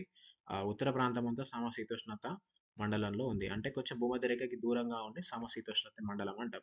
సో ఇక్కడ మెయిన్‌గా మీరు గుర్తుంచుకోవాలి ఎప్పుడు ఆయన రేఖ, ఉపాయన రేఖ అని అంటాం. అసలు ఆయన రేఖ ఏంది? ఉపాయన రేఖ ఏంది? మనకు తెలవది. ఆయన రేఖ అంటే మనకు ఉష్ణ మండలాన్ని ఆయన రేఖ అంటారు. సో గుర్తుంచుకోండి. ఉష్ణ మండలాన్ని ఆయన రేఖ అంటారు. సమశీతోష్ణ మండలాన్ని ఉప ఆయన రేఖ అంటారు. ఇవి 2 పాయింట్లు గుర్తుంచుకోండి. సో అవి గుర్తుంటే నెక్స్ట్ టాపిక్ అర్థమవుతుంది. సో నెక్స్ట్ ఇక్కడ మెయిన్ భూమితో పోలిస్తే సముద్రాన్ని చాలా నిదానంగా వేడెక్కుతుంది, నిదానంగా చల్లబడుతుంది. ఇది ఒక పాయింట్ గుర్తుంచుకోండి. సో నెక్స్ట్ ఇక్కడ ఇవి పటాలు చూసుకుంటే మనకు అర్థమవుతుంది. సో నెక్స్ట్ చూసుకోండి సముద్రం యొక్క ఎత్తు. సముద్ర మట్టం నుంచి ఎత్తుకి వెళ్తున్న కొద్దీ ఉష్ణోగ్రత తగ్గుతుంది. ఇది మెయిన్ పాయింట్ మీరు గుర్తుంచుకోవాలి. సో నెక్స్ట్ ఇక్కడ చూడండి ఉత్తరార్ధగోళం ఇంతకుముందు చెప్పాను భూమధ్య రేఖకి పైన ఉన్న పార్ట్. సో అదేందనంటే అల్పపీడనాలు మనకు ఏ విధంగా ఏర్పడతాయి, వ్యాపార పవనాలు ఏ విధంగా ఏర్పడతాయి అనేది ఈ టాపిక్ ఒకటి గుర్తుంచుకోండి. ఉపాయన రేఖ ఇంతకుముందే చెప్పాను సమశీతోష్ణ మండలం ఉంటుంది పైన, భూమధ్య రేఖకు పైన, కర్కట రేఖ పైన. ఎందుకంటే అక్కడ శీతోష్ణ స్థితి తక్కువగా ఉంటుంది, చల్లగా ఉంటుంది కాబట్టి సమశీతోష్ణది. అక్కడ ఏమైతుంది అధికంగా పీడనం ఉంటాయి కాబట్టి శాశ్వత పవనాలు ఏర్పడతాయి. సో భూమధ్య రేఖ వద్ద అల్పపీడనం ఉంటుంది వేడి ఎక్కువ వల్ల. అవి ఏమవుతాయి పైన నుంచి కిందికి, పైన నుంచి కిందికి భూమధ్య రేఖ సైడ్ పవనాలు వీస్తాయి పశ్చిమంగా. సో వీటినే వ్యాపార పవనాలు అంటారు. ఇంగ్లీష్లో ట్రేడ్ విండ్స్ అంటారు. ట్రేడ్ అంటే జర్మనీ పదం, అది ట్రాక్ అని అర్థం అన్నమాట. సో ఇది ఇంపార్టెంట్ గుర్తుంచుకోవాలి. శుష్క ఈశాన్య పవనాల మేఘలలో భారతదేశం అయితే ఉంది. సో కింది పాట అన్నట్టు. సో నెక్స్ట్ ఇక్కడ చూడాల్సింది జెట్ ప్రవాహాలు. జెట్ ప్రవాహాలు అంటే ఏంది? భారతదేశ శీతోష్ణ స్థితి ఉపరితల వాయు ప్రవాహాల వల్ల కూడా ప్రభావితం అవుతుంది భారతదేశ శీతోష్ణ స్థితి. సో దీన్నే జెట్ ప్రవాహాలు అయితే అంటారు. సో ఇది మెయిన్గా గుర్తుంచుకోవాలి. సో నెక్స్ట్ జెట్ ప్రవాహం ఎక్కడ ఏర్పడుతుంది? ఇది 25 డిగ్రీల ఉత్తర అక్షాంశం వద్ద తూర్పు జెట్ ప్రవాహం ఏర్పడుతుంది. ఇది మెయిన్గా గుర్తుంచుకోండి. సో ఇది భారతదేశ మొత్తం వాతావరణ స్థితిలో జనవరి నెల అనేది అత్యంత చలిగా ఉంటుంది. ఇది చిన్నగా సింపుల్ క్వశ్చన్ అడిగితే జనవరి అని గుర్తుంచుకోవాలి. సో నెక్స్ట్ ఇంకోటి పశ్చిమ విక్షోభాలు. పశ్చిమ విక్షోభాలు అంటే ఏంటంటే మధ్యధరా సముద్రం నేను ఇంతకు ముందే చూపించాను. అట్లాంటిక్ పక్కన ఉంటుంది. మనకు యూరప్‌కి, ఆఫ్రికాకి మధ్యలో. ఈ మధ్యధరా సముద్రం నుంచి తుఫాను వాయుగుండాలు బా వీటినే పశ్చిమ విక్షోభాలు అంటారు. ఇంపార్టెంట్ మధ్యధరా సముద్రం గుర్తుంచుకోండి. ఇవి ఉత్తర భారతదేశంలో మోస్తరు వర్షానికి కారణమవుతాయి. సాధారణంగా రబీ కాలంలో సాగు చేసే గోధుమ పంటకి ఉపయోగపడతాయి. సో ఇది మెయిన్ ఒకటి గుర్తుంచుకోవాలి. ఇక్కడ కోరమండల్ తమిళనాడులో ఉంటుంది. ఇక్కడ కొంత వర్షం కురుస్తుంది ఈశాన్య గాలుల వల్ల. సో అది మెయిన్‌గా గుర్తుంచుకోండి. సో నెక్స్ట్ ఇక్కడ చూసుకుంటే మనం నెక్స్ట్ ఇక్కడ లూ పవనాలు. లూ పవనాలు ఇంపార్టెంట్. ఉత్తరాది మైదానాల్లో పొడిగా వేడిగా ఉండే స్థానిక పవనాల్ని లూ పవనాలు అంటారు. అలాగే దక్కన్ పీఠభూమిలో తొలకరి జల్లులు పడతాయి. సో ఇవి మెయిన్ ఇంపార్టెంట్. మామిడి లేదా తొలకరి జల్లులు అంటారు తెలంగాణ, ఆంధ్రప్రదేశ్‌లో. ఇవి మామిడి పండ్లు పక్వానికి రావడానికి ఉపయోగపడతాయి అన్నట్టు ఇది చూసుకోండి. నెక్స్ట్ ఋతుపవనాలకు సంబంధించి ఋతుపవనాలకి మాన్సూన్ అని పేరు పెట్టారు ఎవరు అంటే అరబ్ వర్తకులు. సో ఇది ఒక పాయింట్. నెక్స్ట్ ఇదేందనంటే ఉష్ణ ప్రాంతంలో సుమారు 20 డిగ్రీల నుంచి ఉత్తర 20 డిగ్రీల దక్షిణ అక్షాంశాల మధ్య ఋతుపవనాలు ఏర్పడతాయి. సో ఇది ఒక పాయింట్ గుర్తుంచుకోవాలి. సో మెయిన్గా ఇది అక్టోబర్ వేడిమి అంటే ఏంది ఇది గుర్తుంచుకోండి. సో అక్టోబర్ వేడిమి అంటే ఏంది అనేది ఈ టాపిక్ గుర్తుంచుకోవాలి. ప్రీవియస్ ఎగ్జామ్లో అడిగిన క్వశ్చన్ ఇది టీఆర్టీలో. సో ఇది ఖచ్చితంగా గుర్తుంచుకోండి. తిరోగమన ఋతుపవనాల కాలం, ఈశాన్య ఋతుపవనాల కాలం ఇది అధిక ఉష్ణోగ్రత, గాలిలో అధిక తేమ కారణంగా ఉంటుంది. సో ఇది అక్టోబర్ వేడిమి అనేది అయితే గుర్తుంచుకోవాలి. సో నెక్స్ట్ ఇంకోటి మెయిన్గా ఇది చదువుకోండి. సాంప్రదాయ భారతీయ కాలాలు సో ఏమేమి ఉంటాయని. సో అడగకపోవచ్చు కానీ ఒకసారి అయితే గుర్తుంచుకోండి, ఉపయోగపడవచ్చు. సో ఇక్కడ ఇంకోటి హరిత గృహ ప్రభావం అనేది ఇంపార్టెంట్. సో భూమికి చేరుకునే సౌరశక్తి అంతా రోజెస్లోకి పోదు. మన వాతావరణం కొంచెం శక్తిని పట్టుకొని ఉంటుంది. దాన్ని హరిత గృహ ప్రభావం అంటారు. అదొకటి. సో మానవ కారణంగా భూగోళం వేడెక్కడాన్ని ఏజీడబ్ల్యూ ఆంథ్రోపోజెనిక్ గ్లోబల్ వార్మింగ్ ఇది ఒకటి ఇంపార్టెంట్. సో నెక్స్ట్ ఇంకొకటి చాలా ఇంపార్టెంట్ ఇది. ఉత్తర అక్షాంశాల వద్ద గడ్డకట్టిన టండ్రాల కింద మనకు రష్యా ప్రాంతంలో పెద్ద మొత్తంలో మీథేన్ అనే వాయువు ఉంది. మీథేన్ గుర్తుంచుకోండి అది. సో ఇది మీథేన్ వాతావరణంలోకి విడుదలవుతే చాలా ఇబ్బందికరంగా పరిస్థితులు ఉంటాయనేది తెలుస్తుంది. హరిత గృహ వాయువుగా కార్బన్ డైఆక్సైడ్ కంటే మీథేన్ మనకు మరింత శక్తివంతంగా పనిచేస్తుంది అని అయితే మనకైతే ఇక్కడ తెలుస్తుంది. సో ఇదైతే మెయిన్గా చూసుకోండి. సో నెక్స్ట్ ఇంకోటి మనం ఇక్కడ చూడాల్సింది IPCC inter government panel on climate change. So ఇదొకటి అంతర ప్రభుత్వ సంఘం అనేది వీళ్ళు 2015లో ప్యారిస్లో ఏర్పడింది సమావేశం, ప్యారిస్ సమావేశం. సో 195 దేశాలు సంతకం చేశాయి. ఎందుకంటే ప్రపంచ సగటు ఉష్ణోగ్రత స్థాయిని 2 డిగ్రీల మేర తగ్గించడానికి సో ఒప్పందం చేసుకున్నారు అన్నట్టు. ఇది మనకు ప్యారిస్ ఒప్పందం. ఇది ఒకటి గుర్తుంచుకోవాలి. సో నెక్స్ట్ మెయిన్గా ఇవి టాపిక్స్ మనం చూడాల్సినవి. సో నెక్స్ట్ ఇందులో ఇది 2009లో సుందర్బన్ ప్రాంతంలో ఐలా అనే తుఫాను రావడం జరిగింది. సో ఇది ఒక మెయిన్ పాయింట్ ఇది. సో ఇది చూడొచ్చు ఇక్కడ.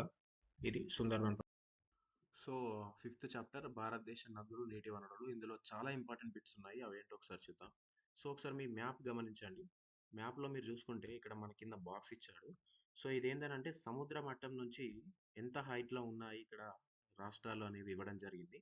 సో మీరు ఎక్కువగా చూసుకుంటే ఈ ప్రాంతం చూడండి 3012 1000 మీటర్స్ హైట్లో ఉన్నాయి. ఈ గ్రీన్ కలర్ చూసుకుంటే 0 to 300. ఇక 1000 చూసుకోండి ఇక్కడ 1001 నుంచి 3000 మీటర్లు ఇది రాంగ్ ఇచ్చాడు. 3000 మీటర్ల కంటే ఎక్కువ. ఈ ప్రాంతం అంతా మనకు కాశ్మీర్ ప్రాంతం, ఇక్కడ హిమాలయ ప్రాంత పరిసరాల్లో అయితే చూడవచ్చు. సో ఇది ఒకటి ఫస్ట్ పేజ్లో మీరు గమనించాల్సింది. ఇక సెకండ్ పేజ్కి వెళ్తే ఇక్కడ మెయిన్ పాయింట్స్ వచ్చేసి భారత నదీ జల వ్యవస్థ 3 భౌతిక అంశాలకు అనుగుణంగా రూపొందింది. ఒకటి ఏంది హిమాలయాలు, ద్వీపకల్ప పీఠభూమి, గంగా సింధు మైదానం. సో ఈ నదీ జల వ్యవస్థని మళ్ళీ పుట్టుక ఆధారంగా 2 రకాలు, హిమాలయ నదులు, ద్వీపకల్ప నదులు. సో ఇప్పుడు మనం హిమాలయ నదులకు సంబంధించి చూద్దాం ఒకసారి. ఇక్కడ మీరు చూసుకుంటే హిమాలయ నదులు అంటే ఏమేమి వస్తాయి మెయిన్గా అంటే గంగా, సింధు, బ్రహ్మపుత్రగా అయితే మనం చూడవచ్చు.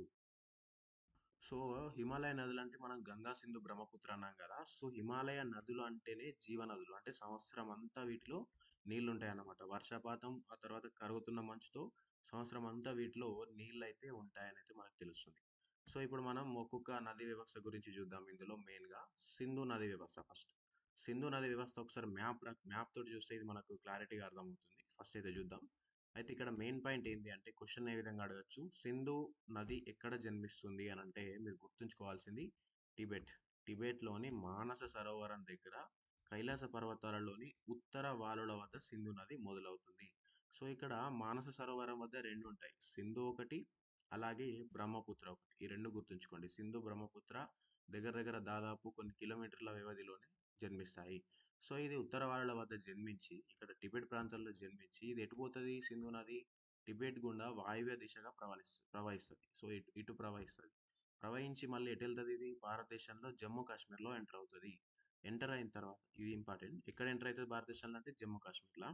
సో, సింధుకి భారతదేశ నదిలో ఉపనదులున్నాయి. అవి ఏందేందంటే ప్రీవియస్ క్లాస్‌లో చూసాం. జీలం, చినాబ్, రావి, బియాస్, సట్లెజ్ ఇవి భారతదేశంలో ఉన్నాయి దీనికి. సో, ఇది మెయిన్‌గా భారత్‌లో జమ్మూ, పంజాబ్, హిమాచల్ ప్రదేశ్ రాష్ట్రాల్లో ప్రవహిస్తుంది. సో, ఇంపార్టెంట్ ప్రతి టాపిక్ ఇందులో చూడాలి. సో, సింధు నది గురించి ఇక్కడ మనకు ఒకటి మ్యాప్ ఉంది. ఇందులో చూస్తే తెలిసిపోతది. సో, చూడండి ఇందులో సింధు నది. సో, క్లారిటీగా సింధు నది గురించి అర్థం కావాలంటే ఇక్కడ చూడండి. ఇక్కడ పాయింటర్ పెట్టినాను ఇక్కడ చూడండి. సింధు నది ఇక్కడ చూడండి ఇక్కడ. ఇక్కడ అనేది జన్మిస్తుంది సింధు నది. ఇక్కడ జన్మించి ఈ విధంగా ఇక్కడ రెడ్ లైన్ కనిపిస్తుంది కదా! ఇదే ఇండస్ రివర్. ఇండస్ రివర్ ఇక్కడ నుంచి వచ్చి ఇక్కడ జమ్మూ కాశ్మీర్ ప్రాంతంలో భారతదేశంలో ఎంటర్ అవుతుంది. సో, ఈ విధంగా దానికి లడఖ్ రేంజ్ కొంచెం దూరంలో వెళ్తూ వెళ్తూ చివరిగా ఇగో ఇక్కడ మళ్ళీ భారతదేశం నుంచి ఎగ్జిట్ తీసుకొని ఇక్కడ పాకిస్తాన్ సైడు వెళ్ళడం అయితే జరుగుతుంది. సో, ఈ విధంగా ఇటు వెళ్తది ఇండస్ నది. ఇక్కడ చూడండి చివరి వరకు ఇక్కడి వరకు మనం చూసుకోవచ్చు సింధు నది. సో, ఇది మ్యాప్ ప్రకారం మీరు అర్థం చేసుకుంటే తెలుస్తుంది. ఖచ్చితంగా సోషల్ టెక్స్ట్ బుక్ ముందట పెట్టుకోండి. మ్యాప్స్ కూడా మనం మ్యాప్స్ కూడా చూస్తూ ఉండండి. కంపల్సరీ నదుల గురించి చదివేటప్పుడు మ్యాప్‌లో చూసుకుంటూ చదివితే అయితే ఎక్కువ గుర్తుకుంటది. సో, ఇక్కడ అయితే ఈ రెడ్ లైన్ మీరు చూసుకోవచ్చు. సో, ఇది సింధు నది గురించి మనం చూశాం. సో, ఇక్కడ టిబెట్‌లోని మానస సరోవరం దగ్గర పుట్టి, ఇక్కడ పుట్టేసి మరి రివర్స్ మన ఇండియాలోకి ఇక్కడ ఎంటర్ అవుతుంది. ఎక్కడ ఇది జమ్మూ కాశ్మీర్ ప్రాంతం మీరు చూసుకోవచ్చు. సో, కాశ్మీర్ ఈ విధంగా ఉంటుంది కదా మనకి. సో, కాశ్మీర్‌లో ఎక్కడ ఎంటర్ అవుతుంది అని అంటే మనకు ఇక్కడ పుట్టి, ఇక్కడ ఎంటర్ అవుతుందన్నమాట కాశ్మీర్‌లోకి ఈ విధంగా. సో, ఇది సింధు నది గురించి.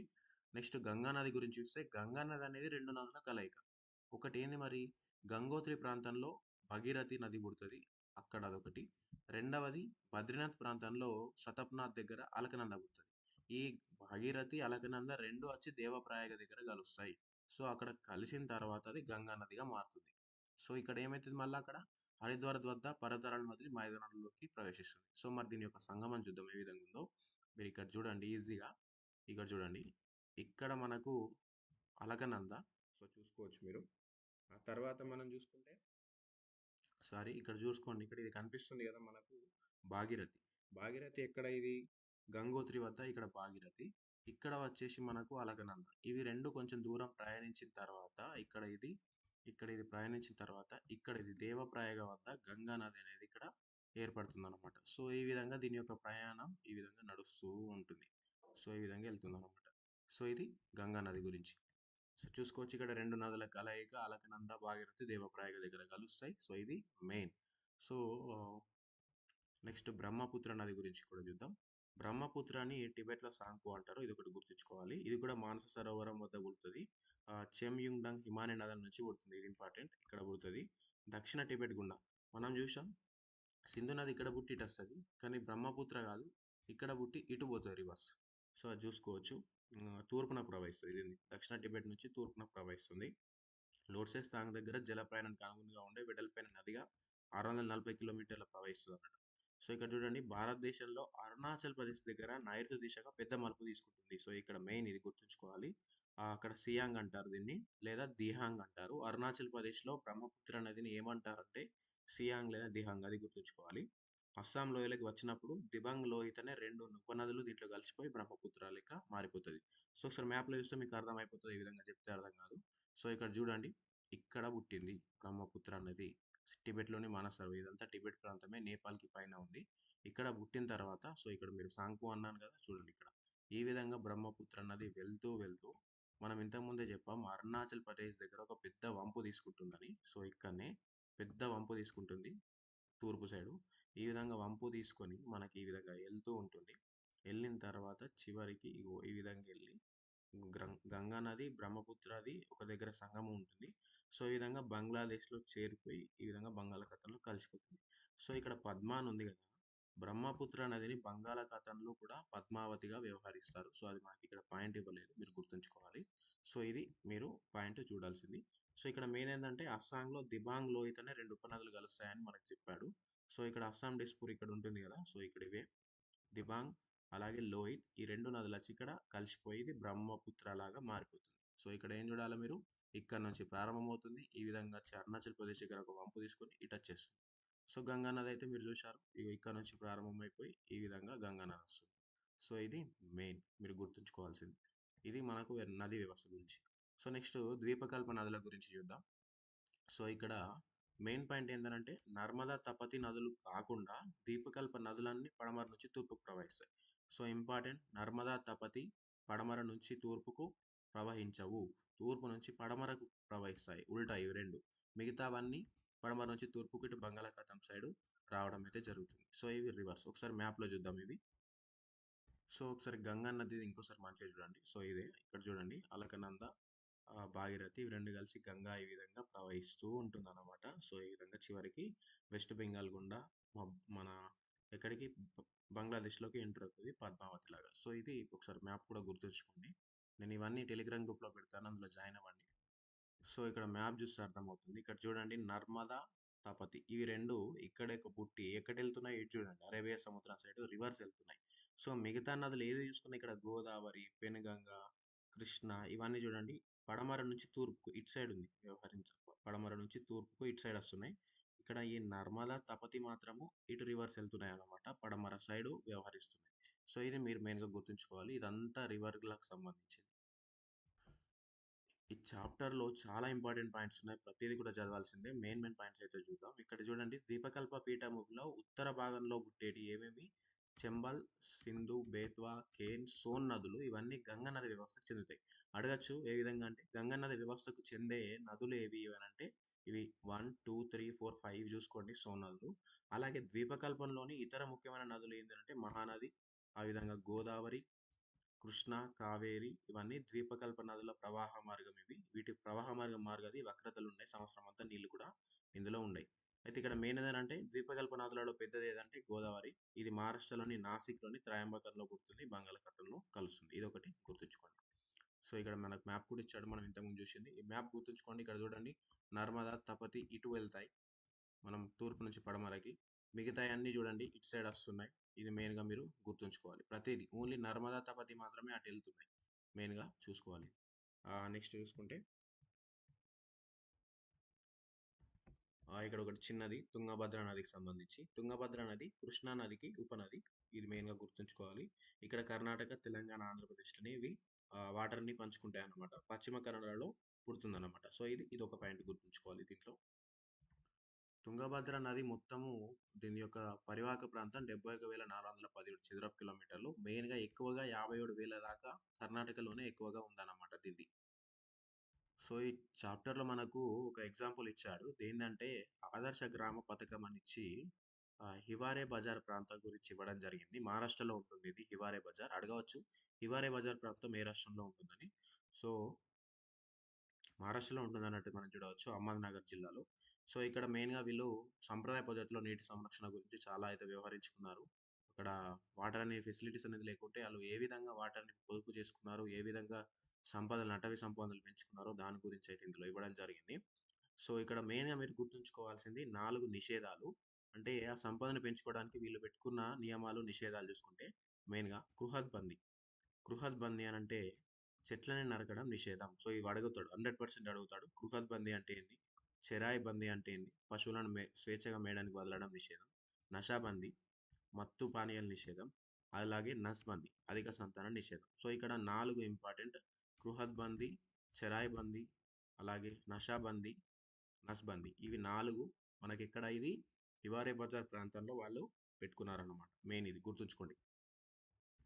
సో, ఇందులోనే ఇంకోటి ఇంపార్టెంట్ టాపిక్ ఇక్కడ కేరళలోని పెరుముట్టి అనే గ్రామంలో ఆ గ్రామ పంచాయతీకి కోకా కోలా కంపెనీకి మధ్య వివాదాలు తలెత్తాయి. సో, ఎందుకంటే ఇక్కడ వాళ్ళు కోకా కోలా కంపెనీకి ఫస్టు లైసెన్స్ ఇస్తారు. అక్కడ వాళ్ళ కంపెనీ కొరకు. తర్వాత భూగర్భ జల మట్టాలు బాగా తగ్గిపోతే వాళ్ళు కోకా కోలా కంపెనీకి లైసెన్స్‌ని పునరుద్ధరించొద్దని పంచాయతీ నిర్ణయం తీసుకుంటది. ఇది కోర్ట్‌లో కేస్ నడిచింది. సంథింగ్. సో, ఇది మెయిన్ అయితే గుర్తుంచుకోండి. కేరళలోని పెరుమట్టి కోకా కోలా కంపెనీ మధ్య వివాదం అడుగుతడగొచ్చింది. సో, ఇది మెయిన్. సో, ఇప్పుడు మనం చూసిన ఐదవ చాప్టర్‌లో ఈ నదులకు సంబంధించి మెయిన్ పాయింట్స్ అయితే కవర్ చేశాం. సో, ప్రతీదీ నేను ఇప్పటివరకు చెప్పిందంతా నోట్ చేసుకోండి. 100% లేదా టెక్స్ట్ బుక్ ఉంటే టెక్స్ట్ బుక్‌లో అండర్‌లైన్ చేసుకోండి.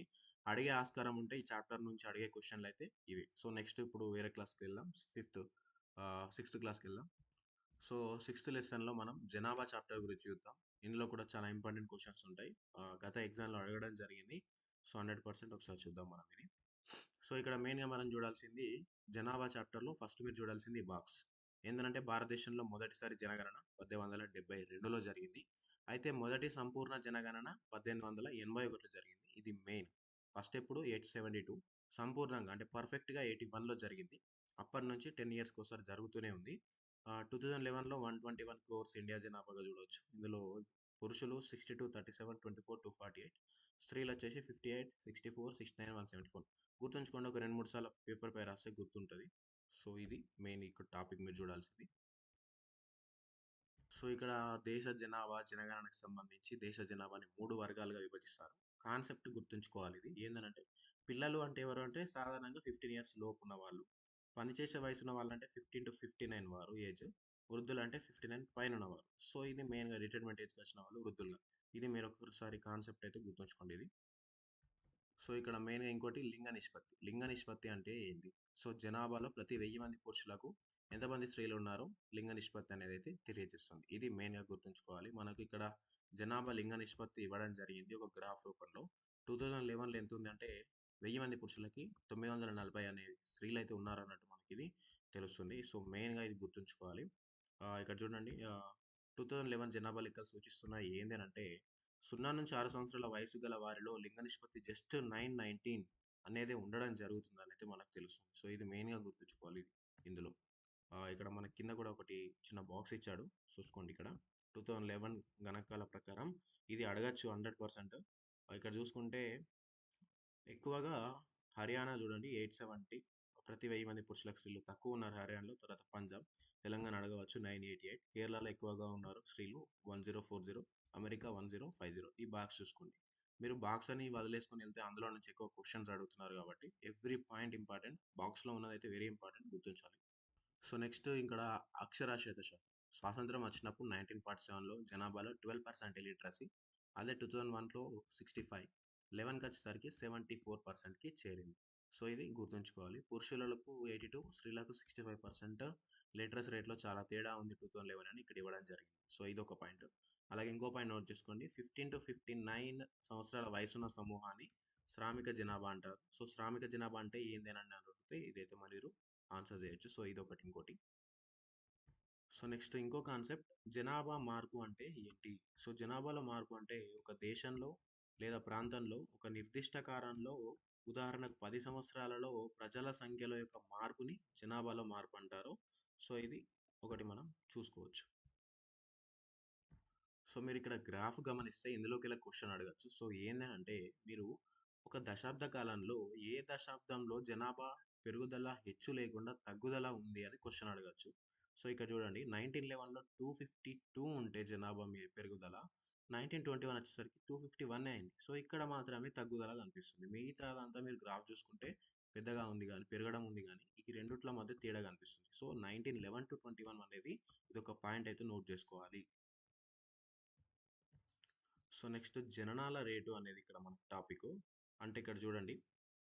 ఒక సంవత్సరంలో 1000 మంది జనాభాకి ఎంతమంది సజీవ పిల్లలు పుట్టారో అది జననాల రేటు. సో, 92లో జననాల రేటు 29. అంటే ఆ సంవత్సరంలో ప్రతి 1000 మందికి 29 జననాలు ఉన్నాయన్నమాట. సో, ఇదొకటి పాయింట్. సో, ఇక్కడ మనకు ఒకటి అడగచ్చు. అధిక మరణాల రేటుకు సాక్ష్యంగా నిలిచిన సంవత్సరాలు ఆ కాలం ఏంది అనంటే 1901-21 మధ్య కాలం. సో, ఇక్కడ 1918లో 15 మిలియన్ల ప్రజలు ఈ ఇన్‌ఫ్లుయెంజా, ఫ్లూ అంటువ్యాధులతోటి చనిపోయారు. అందుకని ఇక్కడ చాలా జనాభా తగ్గుదల ఉంది. సో, ఇది మీరు చూసుకోవచ్చు. సో, నెక్స్ట్ జనసాంద్రత. ఇదొక పాయింట్ నోట్ చేసుకోండి. జనాభా విస్తరణను జనసాంద్రత బాగా తెలియజేస్తుంది.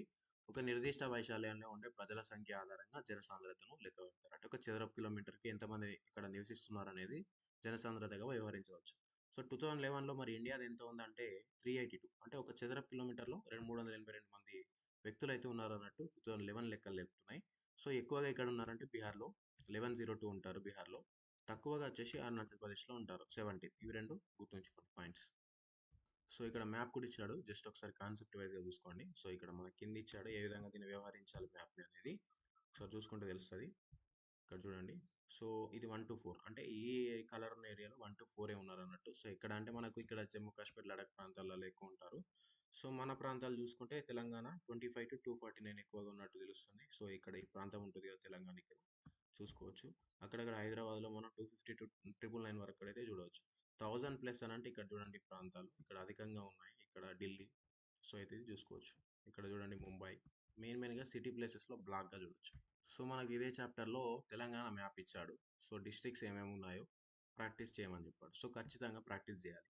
ఇక్కడ మొత్తం 31 అని ఉంది చాప్టర్‌లో గాని 33 జిల్లాలు. ఎక్కడ ఏ జిల్లా ఉంటది 100% తెలిసి ఉండాలి. జస్ట్ ఇట్లా మ్యాప్ ఇయ్యంగానే నోట్ చేసేటట్టు ఉండాలి. ఎక్కువగా ప్రాక్టీస్ చేయండి. ఎందుకనంటే మనకు ఏ విధంగా అడిగినా మ్యాప్ పట్ల పూర్తి అవగాహన ఉంటే క్వెషన్ చేయొచ్చు. సో, బార్డర్స్‌లో కూడా ఏమేమి రాష్ట్రాలు ఉంటాయి కూడా అడిగే ఆస్కారం ఉంది. సో, ఈ బార్డర్‌లో ఏమేమి రాష్ట్రాలు ఉంటాయి కూడా తెలుసుకోండి. సో, నెక్స్ట్ సెవెంత్ చాప్టర్ నివాస ప్రాంతాల వలసలు. ఇందులో నుంచి క్వెషన్ రావడం జరిగింది మన 24థ్ మేలో. ప్రతి చాప్టర్ నుంచి ఒక క్వెషన్ అయితే ఈజీగా కవర్ అయింది. సో, అదేంటో చూద్దాం. మెయిన్‌గా అయితే ఇక్కడ మీరు చూడండి ఫస్ట్ ఈ పిక్చర్ గమనించండి. మధ్యప్రదేశ్‌లోని భీంబెట్కాలో ఆది మానవులు నివసించిన రాతి గుహలట. ఒకసారి మ్యాప్ అయితే చూసుకోండి. సో, నెక్స్ట్ చూద్దాం ఏమున్నాయి ఇందులో ఇంపార్టెంట్ పాయింట్స్. సో, ఇక్కడ ఒక పాయింట్ ప్రతాప్‌గఢ్‌లోని కోట. సో, ఇది ఎవరు కట్టించారు? ఛత్రపతి శివాజీ. మహారాష్ట్రలోని ప్రతాప్‌గఢ్ వద్ద. ఇది ఒకసారి చూసుకోండి.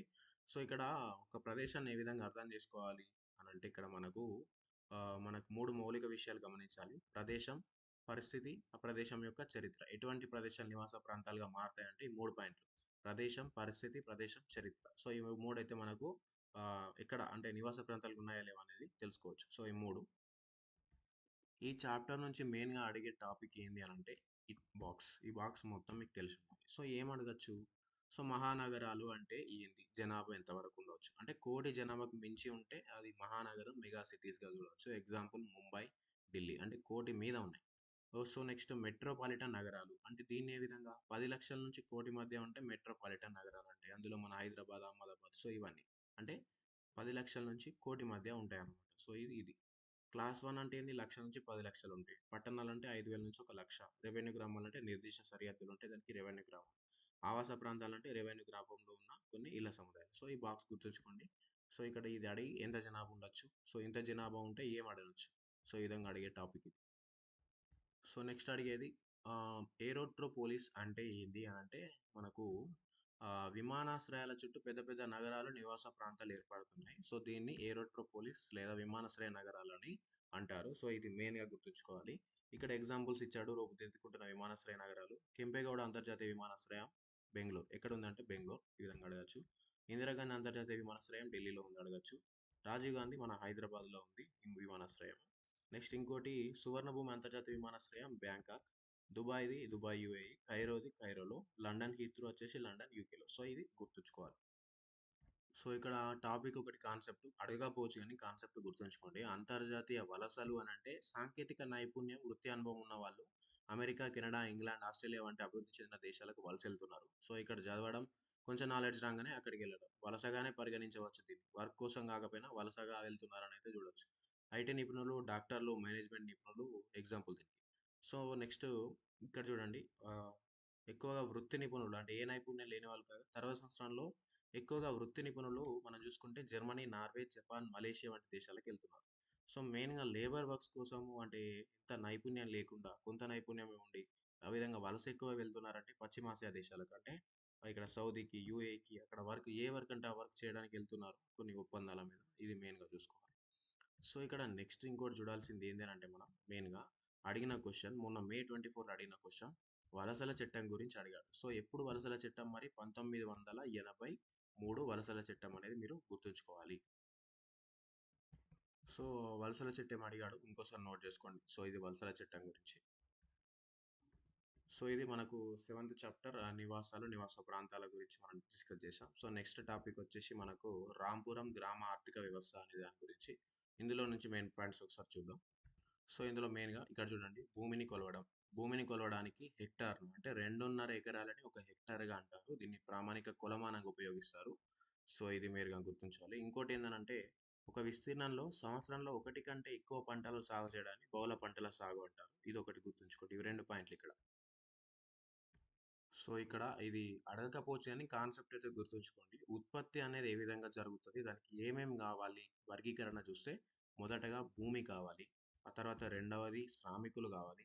ఆ తర్వాత మూడవది వచ్చేసి పెట్టుబడి గావాలి. సో ఈ 3 మెయిన్. పెట్టుబడి, భూమి, శ్రామికులు ఇది మెయిన్‌గా. సో పెట్టుబడిలో మనకు గావాల్సింది పనిముట్లు, యంత్రాలు, భవనాలు, అవసరమైన ముడి సరుకు, డబ్బు. నాలుగవది సో ఇది సబ్ టాపిక్ అన్నమాట పెట్టుబడిలో ఇవి 2. ఇంకోటి నాలుగోది ఏం కావాలంటే మనకు సాంకేతిక పరిజ్ఞానం కావాలి, వ్యాపార దక్షత కావాలి, ఉత్పత్తి కావాలంటే. సో ఇది మెయిన్‌గా గుర్తుంచుకోవాల్సింది. ఉత్పత్తి కారకాలు అంటే ఏంది అని ఒక క్వశ్చన్ అడగొచ్చు మనకు. చివర్లో ఉంది చూడండి. భూమి, శ్రమ, పెట్టుబడులను కలుపుకొని వ్యక్తులు లేదా వ్యాపారవేత్తలు ఉత్పత్తి చేస్తారు. వీటినే ఉత్పత్తి కారకాలు అంటారు. ఇది మెయిన్ కింద ఒకటి గుర్తుంచుకోండి. ఉత్పత్తి కారకాలు అంటే ఏంది అని అడగచ్చు.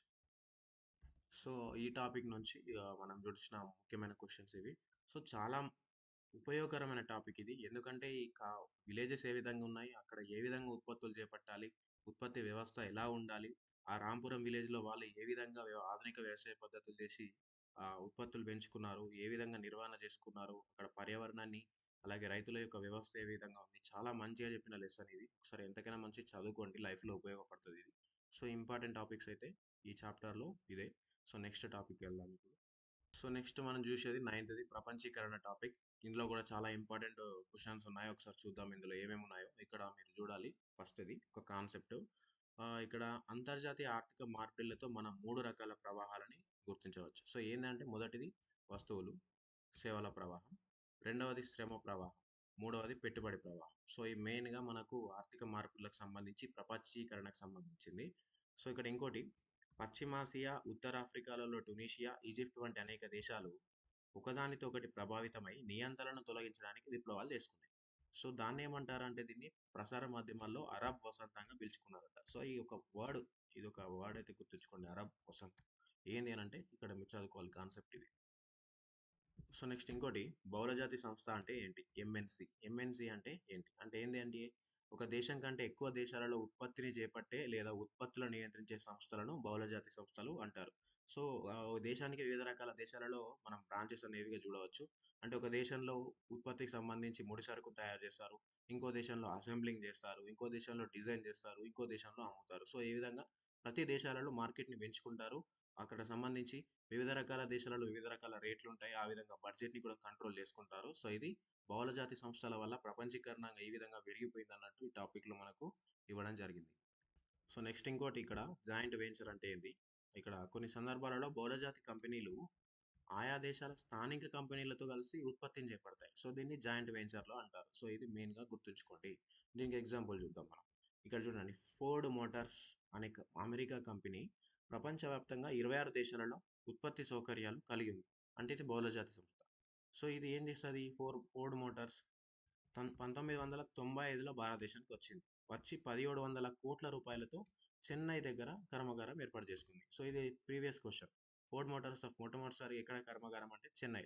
ఇక్కడ ఏం చేసింది? మన స్థానిక కంపెనీ అయిన మహీంద్రా అండ్ మహీంద్రాతో ఈ కర్మాగారాన్ని నెలకొల్పింది. సో దీన్ని మనం ఏమనొచ్చు? ఇక్కడ ఇంతకు ముందే చెప్పాను, జాయింట్ వెంచర్ అని అనవచ్చు. సో ఇది మెయిన్. ఇది ఒకటి గుర్తుంచుకోండి, ఇంపార్టెంట్. సో మొన్న జరిగిన మే 24 ఎగ్జామ్‌లో అడిగిన క్వెషన్ డబ్ల్యూటీఓ గురించి అడగడం జరిగింది. వరల్డ్ ట్రేడ్ ఆర్గనైజేషన్ ఎక్కడ ఉంది ఇది? ఇక్కడ మనకు లెసన్ ఇయ్యాలి గాని 1995లో ఏర్పాటు చేయడం జరిగింది. ఏందిది? డబ్ల్యూటీఓ. ఎక్కడ ఏర్పాటు చేశారు మరి దీన్ని అంటే స్విట్జర్లాండ్‌లోని జెనీవాలో ఉందన్నమాట డబ్ల్యూటీఓ. ఇది మెయిన్‌గా గుర్తుంచుకోండి. ఇది అడగడం జరిగింది. ఇందులో 150 దేశాలు సభ్యత్వం ఉంటాయి. సో డబ్ల్యూటీఓ గురించి అడగడం జరిగింది. ఇంకోసారి నోట్ చేసుకోండి. నేను ఇక్కడ లెసన్‌లో ఈ టాపిక్ చెప్తున్నా అంటే 100% బుక్ ముందట పెట్టుకొని అండర్‌లైన్ అయితే చేసుకోండి. మనకి ఇది ఎస్‌సీఆర్‌టీలో పీడీఎఫ్ కూడా డౌన్‌లోడ్ చేసుకోవచ్చు. లేదా ఒక కాపీ తీసుకొని పాయింట్స్ అన్నా కవర్ చేసుకోండి. ఇప్పుడు కాకపోయినా రాబోయే డీఎస్సీలో కూడా అడిగే క్వెషన్స్ ఇవి 100% తెలుసుకొని ఉండాలి. సో ఇది నెక్స్ట్ మనం చూసుకుంటే ఇక్కడ చూడండి. భారతదేశంలో వ్యవసాయ రంగమే అత్యధికంగా ఉపాధిని కల్పిస్తుంది. సో ఇది మెయిన్ మీరు గుర్తుంచుకోవాలి ఇది. నెక్స్ట్ ఇంకో టాపిక్ ఇక్కడ ఆర్థిక మండలి, ప్రత్యేక ఆర్థిక మండలి. సెజ్ అంటే ఏంది? సెజ్ అంటే ఏంటంటే భారతదేశంలో పెట్టుబడులు పెట్టేలా విదేశీ కంపెనీలను ఆకర్షించడానికి కేంద్ర రాష్ట్ర ప్రభుత్వాలు అనేక చర్యలు చేపడతాయి. అంటే ఏం చేస్తాయి ఈ సెజ్లలో? ప్రపంచ స్థాయి సౌకర్యాలు కల్పిస్తారు. అంటే విద్యుత్, నీళ్లు, రోడ్లు, రవాణా ఇవన్నీ కల్పించి సో ఇక్కడ చాలా బెటర్గా ఉంది. మీరు ఇక్కడ అన్ని ఇక్కడ మీకు ఇస్తాము, 5 ఏళ్ల పాటు ఎటువంటి పన్నులు కూడా కట్టాల్సిన అవసరం లేదు. ఇక్కడ మీరు పరిశ్రమలు ఏర్పాటు చేయండి అని విదేశీ పెట్టుబడులను ఆకర్షించడంగా సెజ్లకు సంబంధించి మనం చూడవచ్చు. సో ఇది ఒక టాపిక్ గుర్తుంచుకోవాలి. సో ఇంకోటి టాపిక్ ఇందులో చూడాల్సింది మీరు ఇది, ఈ బాక్స్ చాలా important. World bank and international monetary fund, అంతర్జాతీయ ద్రవ్య సంస్థ. సో ఇక్కడ ఏంది ఇది? పునర్నిర్మాణం అభివృద్ధికి అంతర్జాతీయ బ్యాంకుని అంతర్జాతీయ అభివృద్ధి సంఘాలను కలిపి ప్రపంచ బ్యాంకు వ్యవహరిస్తారు. ఇందులో 170కి పైగా సభ్య దేశాలు ఉన్నాయి. అమెరికా వంటి దేశాలు ఈ పనిని నిర్దేశిస్తాయి ఈ బ్యాంక్ సంబంధించి. ఎందుకంటే ఈనాటికి కూడా అమెరికాకి ఇందులో ఓట్ పర్సెంట్ 16 ఉంది వరల్డ్ బ్యాంక్లో. ఇది ఇంపార్టెంట్, ఇది రావచ్చు. అలాగే జపాన్, జర్మనీ, యూకే, ఫ్రాన్స్ దేశాలు ఒక్కొక్క దానికి 3 to 6% ఉంది. సో నెక్స్ట్ పేద దేశాలతో పోలిస్తే ఇండియా, చైనాలకి ఎక్కువగా ఓటింగ్ ఉంది. ఇది ఈ 16%, 3 to 6%, 170 సభ్య దేశాలు. ఇది ఒకటి గుర్తుంచుకోండి. సో ఇక్కడ దేశాలు వేగంగా అనుసంధానమయ్యే ప్రక్రియనే ప్రపంచీకరణ అంటారు. ఇది ఒకటి మీరు చూసుకోవాలి. సో ఇది ప్రపంచీకరణ టాపిక్లో ఇంపార్టెంట్ పాయింట్స్. సో నెక్స్ట్ మనం నెక్స్ట్ టాపిక్ వెళ్దాం. ఆహార భద్రత. ఆహార భద్రత, ఇందులో కూడా క్వశ్చన్స్ వచ్చే ఆస్కారం ఉంది ఎక్కువగానే. సో ఇక్కడ మెయిన్ ఫస్ట్ చూడండి, 1943-45 సంవత్సరాల్లో బెంగాల్ కరువు. సో ఇది గుర్తుంచుకోండి ఒకటి ఫస్ట్ టాపిక్ రాగానే. నెక్స్ట్ ఇందులో చూడాల్సింది ఇగో ఈ బాక్స్. ఆహార ధాన్యాలు అంటే ఏమిటి? సో ఆహార ధాన్యాలు అంటే వంట నూనె, ధాన్యాలు, పప్పు దినుసులు. సో ధాన్యాలలో 2 రకాలు, ప్రధాన ధాన్యాలు, చిరుధాన్యాలు. ప్రధాన ధాన్యాలు అంటే వరి, గోధుమ వస్తాయి. చిరు లేదా తృణధాన్యాలు అంటే జొన్న, రాగి, సజ్జ మొదలైనవి. సో ఇది మీరు గుర్తుంచుకోవాలి. చాలా మంది పోషక ధాన్యాలని కూడా అంటున్నారు ఈ చిరుధాన్యాలని. ఇది గుర్తుంచుకోవాలి ఇది. సో నెక్స్ట్ ఇక్కడ మనం ఒకటి చూడండి. భారతదేశంలో సగటున ప్రతి వ్యక్తి రోజుకి 300 గ్రాముల కూరగాయలు తీసుకోవాలి, 100 గ్రాముల పళ్ళు తీసుకోవాలని నిపుణులు చెప్తున్నారు. అయితే వీటి లభ్యత 180, 858 మాత్రమే ఉంది. సో 180 గుడ్లు తీసుకోవాలి సంవత్సరానికి సగటున అన్నా కానీ 30 మాత్రమే లభ్యంగా ఉంది అని ఇక్కడ మనకు ఇవ్వడం జరిగింది. సో ఇదొకటి గుర్తుంచుకోండి, అడగకపోవచ్చు కానీ జస్ట్ ఒక టాపిక్. సో నెక్స్ట్ ప్రజా పంపిణీ వ్యవస్థ ఇంపార్టెంట్. ఇక్కడ 2004-5లో వివిధ రాష్ట్రాల ప్రజలు ప్రజా పంపిణీ వ్యవస్థలోని చౌకధరల దుకాణాల నుంచి ఆహార ధాన్యాలు కొనుగోలు చేశారనేది తెలుస్తుంది. ఇక్కడ దీనికి సంబంధించి సర్వే ఉంది, ఇది గుర్తుంచుకోవాలి. Percentage share of purchases from PDS and rice, అంటే చౌకధరల దుకాణం నుంచి కొనుక్కున్నది. ఇందులో హైయెస్ట్ చూడండి ఏది ఉంది? తమిళనాడు. ఇది గుర్తుంచుకోవాలి. 87.1 తోటి పీడిఎస్లో నంబర్ 1 ఉంది 11-12 ఆ సంవత్సరంలో. సో నెక్స్ట్ ఆంధ్రప్రదేశ్ ఉంది. లాస్ట్ అన్నిటికంటే లీస్ట్ ఏది ఉంది చూడండి ఇందులో? గుజరాత్. గుజరాత్ కాదు, ఇక్కడ పంజాబ్ ఉంది. పంజాబ్ అనేది లీస్ట్లో ఉంది.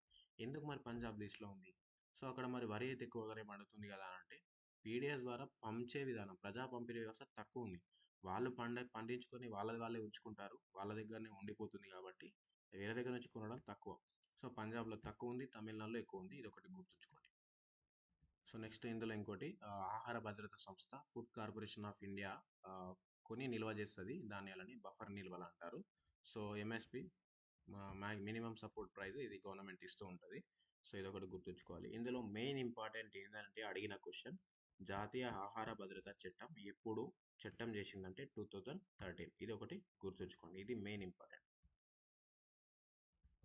సో ఈ చట్టం ప్రకారం గర్భిణీ స్త్రీలకు, పాలిచ్చే తల్లులకు, అంగన్వాడీకి వచ్చే 1 to 6 ఇయర్స్ పిల్లలకు, బడికి వచ్చే 6 to 14 వాళ్ళకి మధ్యాహ్న భోజనం పెట్టాలి అనేది అయితే మనకి ఇక్కడ ఇవ్వడం జరిగింది.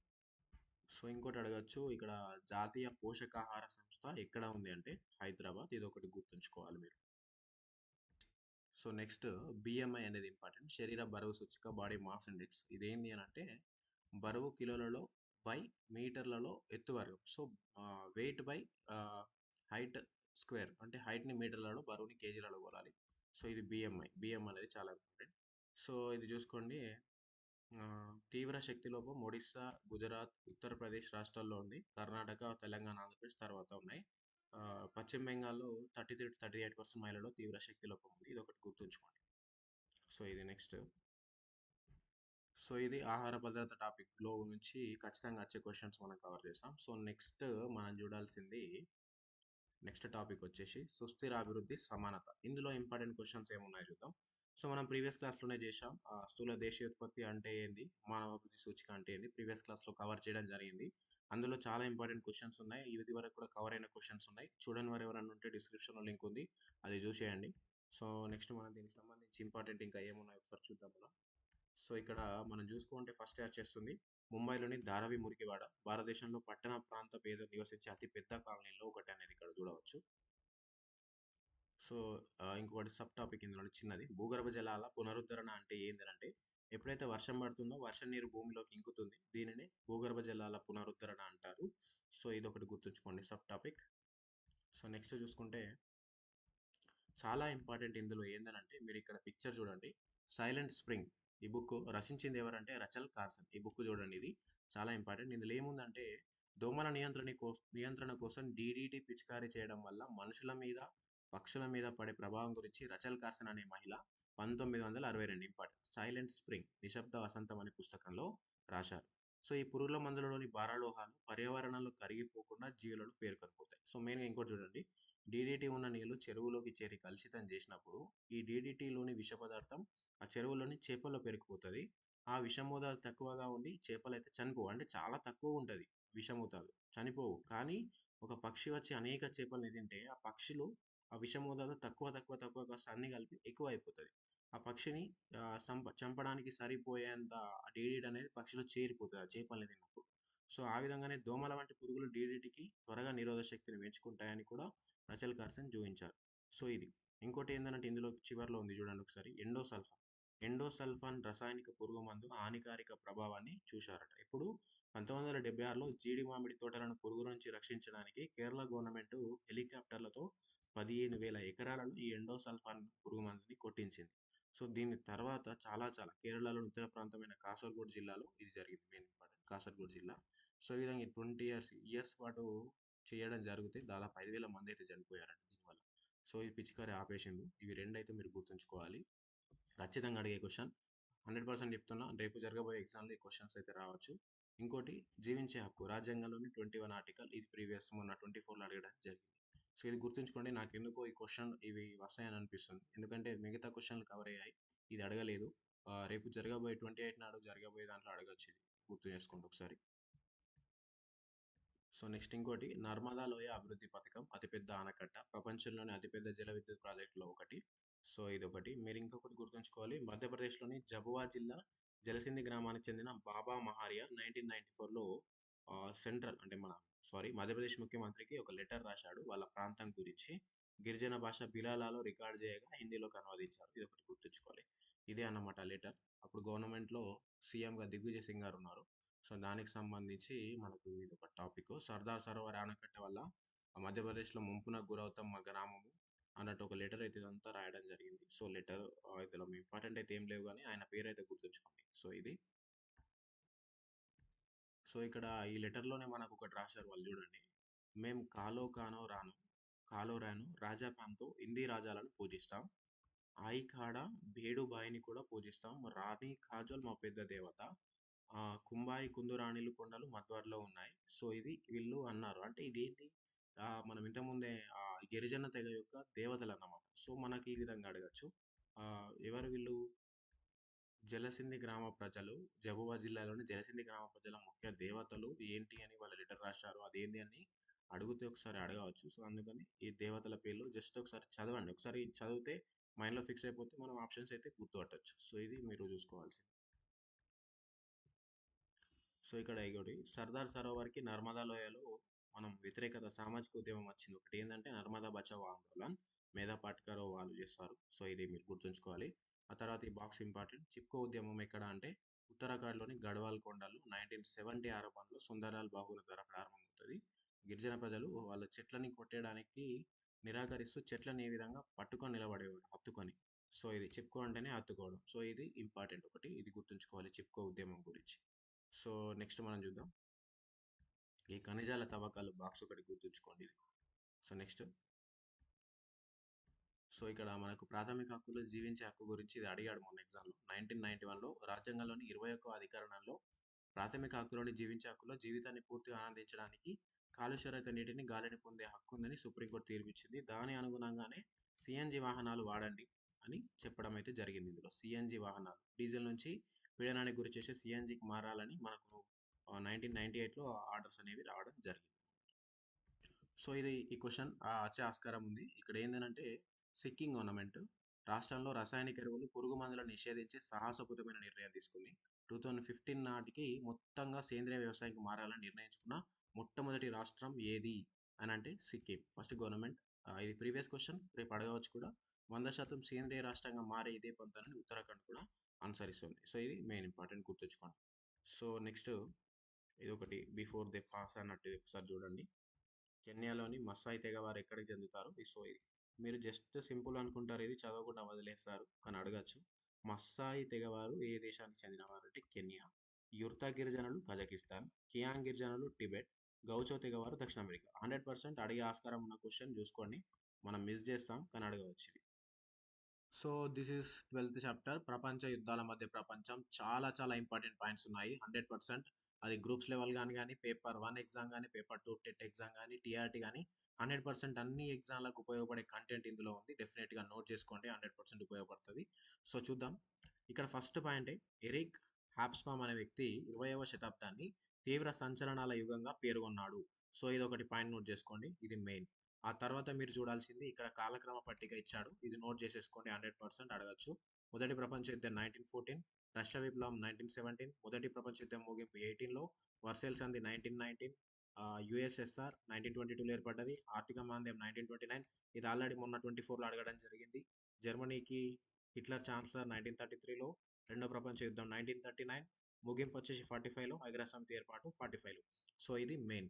సో ఇక్కడ ఇంకో పాయింట్, యుఎస్ఎస్ఆర్ వంటి దేశాలు సామ్యవాదంతో ప్రయోగాలు చేశాయి, ఇక్కడ మీరు చూసుకోవాలి. సో నెక్స్ట్ చూద్దాం.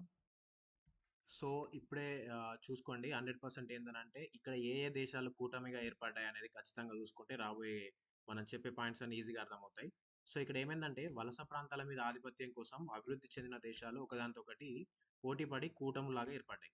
సో ఇక్కడ మెయిన్ ఫస్ట్ది జర్మనీ, ఆస్ట్రియా, హంగరీ, ఇదొక కూటమి. మంచిగా గుర్తుంచుకోండి, జర్మనీ, ఆస్ట్రియా, హంగరీ. సో ఈ విధంగా గుర్తుంచుకోండి, HAG, H Hungary, A Austria and G వచ్చేసి జర్మనీ. హ్యాగ్ అని గుర్తుంచుకోండి, ఇవి ఒక కూటమి. మిగతావి Britain, France, Russia. Britain, France, Russia ఇంకొక కూటమి. సో 100% ఈ కూటములు గుర్తుంచుకోవాలి, ఇది ఇటు సైడ్, ఇది ఇటు సైడ్. ఈ రెండు కూటములు ప్రపంచం మీద ఆధిపత్యం కోసం చాలా యుద్ధాలు చేశాయి. చాలా అయితే ఆ, వలస ప్రాంతాలను, మార్కెట్లను గుప్పెట్లో ఉంచుకునే ప్రయత్నంలో రెండు ప్రపంచ యుద్ధాలకు కారణమయ్యాయి ఇవి. సో మొదటి ప్రపంచ యుద్ధం 1914లో మొదలైంది. దాదాపు అన్ని దేశాలు కూడా ఇందులో భాగస్వాములు అయ్యాయి. సో అందుకని వరల్డ్ వార్ అని పిలవడం జరిగింది. సో ఇక్కడ తూర్పున జపాన్, చైనా, పశ్చిమ అమెరికా వంటి దేశాలు కూడా పాల్గొన్నాయి. సో నెక్స్ట్ ఇందులో ఏమైంది మరి దీని రిజల్ట్, మొదటి ప్రపంచ యుద్ధంలో రిజల్ట్ ఏమైందంటే మనకు జర్మనీ దాని మిత్రపక్షాలు బ్రిటన్, ఫ్రాన్స్లని ఓడించాయి. ఇక్కడ చూడొచ్చు ఏమేమి ఓడించాయి, Germany, Austria, Hungary, Britain, France, రష్యాని ఓడించాయని మీరు తెలుసుకోవచ్చు. సో ఇక్కడ కరెక్షన్, బ్రిటన్, ఫ్రాన్స్, రష్యాలు ఏకపత్యాధిపత్యం వల్ల చాలా స్ట్రాంగ్ సైనికాన్ని ఏర్పాటు చేసుకోవడం వల్ల ఈ జర్మనీ, ఆస్ట్రియా, హంగరీని అయితే ఓడగొట్టేశాయి. సో ఫస్ట్ వాళ్ళు గెలిచిన ఏంటి అంటే బ్రిటన్, ఫ్రాన్స్, రష్యా. సో ఇది 1918లో ముగిసింది. ఇక్కడనే మొట్టమొదటిసారిగా చరిత్రలో ప్రపంచ యుద్ధంలో బాంబులు వేయడానికి విమానాలని మొదటి ప్రపంచ యుద్ధంలో ఉపయోగించారు. సో ఇది నెక్స్ట్ ఇంకొక పాయింట్, 1923 నుంచి ఫాసిజం అనేది ఇటలీ దేశంలో, నాజిజం అనేది జర్మనీలో ప్రారంభమయ్యాయి. ఇది ఒకటి మెయిన్గా గుర్తుంచుకోండి. ఆ తర్వాత మీరు చూసుకుంటే ఇక్కడ జర్మనీ ఏకీకరణకు నాయకత్వం వహించిన జర్మనీ ఛాన్సలర్ ఎవరు అంటే బిస్మార్క్. సో 1870లో. ఆ తర్వాత ఏం చేసిండు ఈయన, ఆస్ట్రియాతో 1879లో ఒప్పందం కుదుర్చుకున్నాడు. ఈయన జర్మనీ కదా, ఓడింపబడ్డాడు ఆల్రెడీ. సో అందుకని ఈయన దాన్ని ఏకీకరణ చేయాలని సో ఈ విధంగా బిస్మార్క్ అనేవాడు వచ్చాడనమాట. ఇటలీ, ఆస్ట్రియాలతోటి 1882లో రహస్యంగా త్రిరాజ్య సంధి కుదుర్చుకున్నాడు. సో మెయిన్ త్రిరాజ్య సంధి వేటి మధ్య ఉంది అంటే ఇటలీ, ఆస్ట్రియా అండ్ జర్మనీ. ఇంతకుముందే చూసాం మనం ఇక్కడ ఫస్ట్లో చూడండి, జర్మనీ, ఆస్ట్రియా, హంగరీ ఒకవైపు ఉండే. సో ఇప్పుడు కూడా ఇక్కడ ఏముంది చూడండి, ఇక్కడ చూసుకుంటే మనం ఇటలీ, ఆస్ట్రియా, హంగరీ ప్లేస్లో ఇక్కడ ఇటలీ వచ్చింది. ఇటలీ, ఆస్ట్రియా, రష్యా, జర్మనీ ఒక కూటమిలాగా ఏర్పడ్డాయి. అయితే ఫ్రాన్స్ ఏం చేసింది తన రక్షణార్థం, సో ఫ్రాన్స్ ఆల్రెడీ గెలిచింది వీళ్ళ మీద, అయితే ఏం చేసింది, సో ఇది ఇంకా ఇటలీ తోటి ఒప్పందాలు కుదుర్చుకుంటుంది, మళ్ళీ యుద్ధం చేస్తుందేమో అని ఫ్రాన్స్ తన రక్షణార్థం ఎక్స్ట్రాగా పోయి రష్యా తోటి కలిసింది. ఇంతకుముందు ఉన్నట్టే 1904లో బ్రిటన్తో, అంటే ఇది ప్రపంచ యుద్ధం కంటే ముందు జరుగుతుంది ఇది. ఇవన్నీ కలిసి ఇవే కారణాలుగా ప్రపంచ యుద్ధంగా చేసుకున్నారు మిత్రులుగా. సో ఫస్ట్ ఏం చేసుకున్నాడు ఈయన జర్మనీ ఆస్ట్రియా తోటి, ఇటలీ తోటి ఒప్పందం కుదుర్చుకున్నాడు. ఆ తర్వాత మనకు హంగరీ వచ్చి కలిసింది. సో వీళ్ళు ఇట్లా అయితే అయిపోయి ఫ్రాన్స్ నా దేశం మీద ఎప్పుడు దండెత్తుతారో అని ఈ ఫ్రాన్స్ పై రష్యా తోటి బ్రిటన్ తోటి ఒప్పందం కుదుర్చుకుంది. సో ఇవి ఒక టీం అయినాయి, అవి ఒక టీం అయి మొదటి ప్రపంచ యుద్ధం అయితే ఏర్పాటు చేసుకున్నాయి. సో ఇక్కడ ఇది చూసుకుంటే 1907లో రష్యా, ఫ్రాన్స్, బ్రిటన్లు కూటమిగా ఏర్పడ్డాయి. సో ఈ విధంగా ఒకదానికొకటి ఈర్ష అనేది స్టార్ట్ అయింది. సో యూరోప్‌లో సాయుధ శాంతి, భయ వాతావరణం అయితే నెలకొన్నాయయితే చూడవచ్చు. సో ఇక్కడ ఇంకో పాయింట్ నోట్ చేసుకోండి. సో బాల్కన్ ద్వీపకల్పంలో అనేక రాజ్యాలు ఎవరి భాగంలో పరిపాలించబడేవారంటే ఒట్టోమన్, టర్కీ సుల్తాన్ సామ్రాజ్యంలో భాగంగా పరిపాలించేవారు.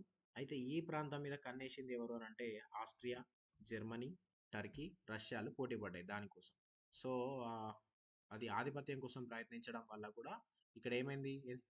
ఇక్కడ చూసుకుంటే ఉద్రిక్త పరిస్థితులు నెలకొని ఆస్ట్రియా బోస్నియాలో తన పాలనకు వ్యతిరేకంగా ఉన్న సెర్బు జాతికి చెందిన తిరుగుబాటుదారులను అణచివేయడానికైతే ఇవి ప్రయత్నం చేశాయి. సో రష్యా ఈ విధంగా ఆధిపత్యం కోసం ప్రయత్నించి తనకు అగెనిస్ట్గా ఉన్న ఆస్ట్రియా బోస్నియాలోని పాలకులని సెర్బు జాతికి చెందిన తిరుగుబాటులను అణచివేయడానికి ప్రయత్నించింది. అందుకని ఈ సెర్బు జాతి వాళ్ళు పగ పెంచుకున్నారు. పగ పెంచుకొని ఆ ఆస్ట్రియాకు సంబంధించిన రాజుని హత్య చేస్తారు, యువరాజుని. అదే తక్షణ కారణంగా అవుతుంది మొదటి ప్రపంచ యుద్ధానికి. ఇది చాలా ఇంపార్టెంట్.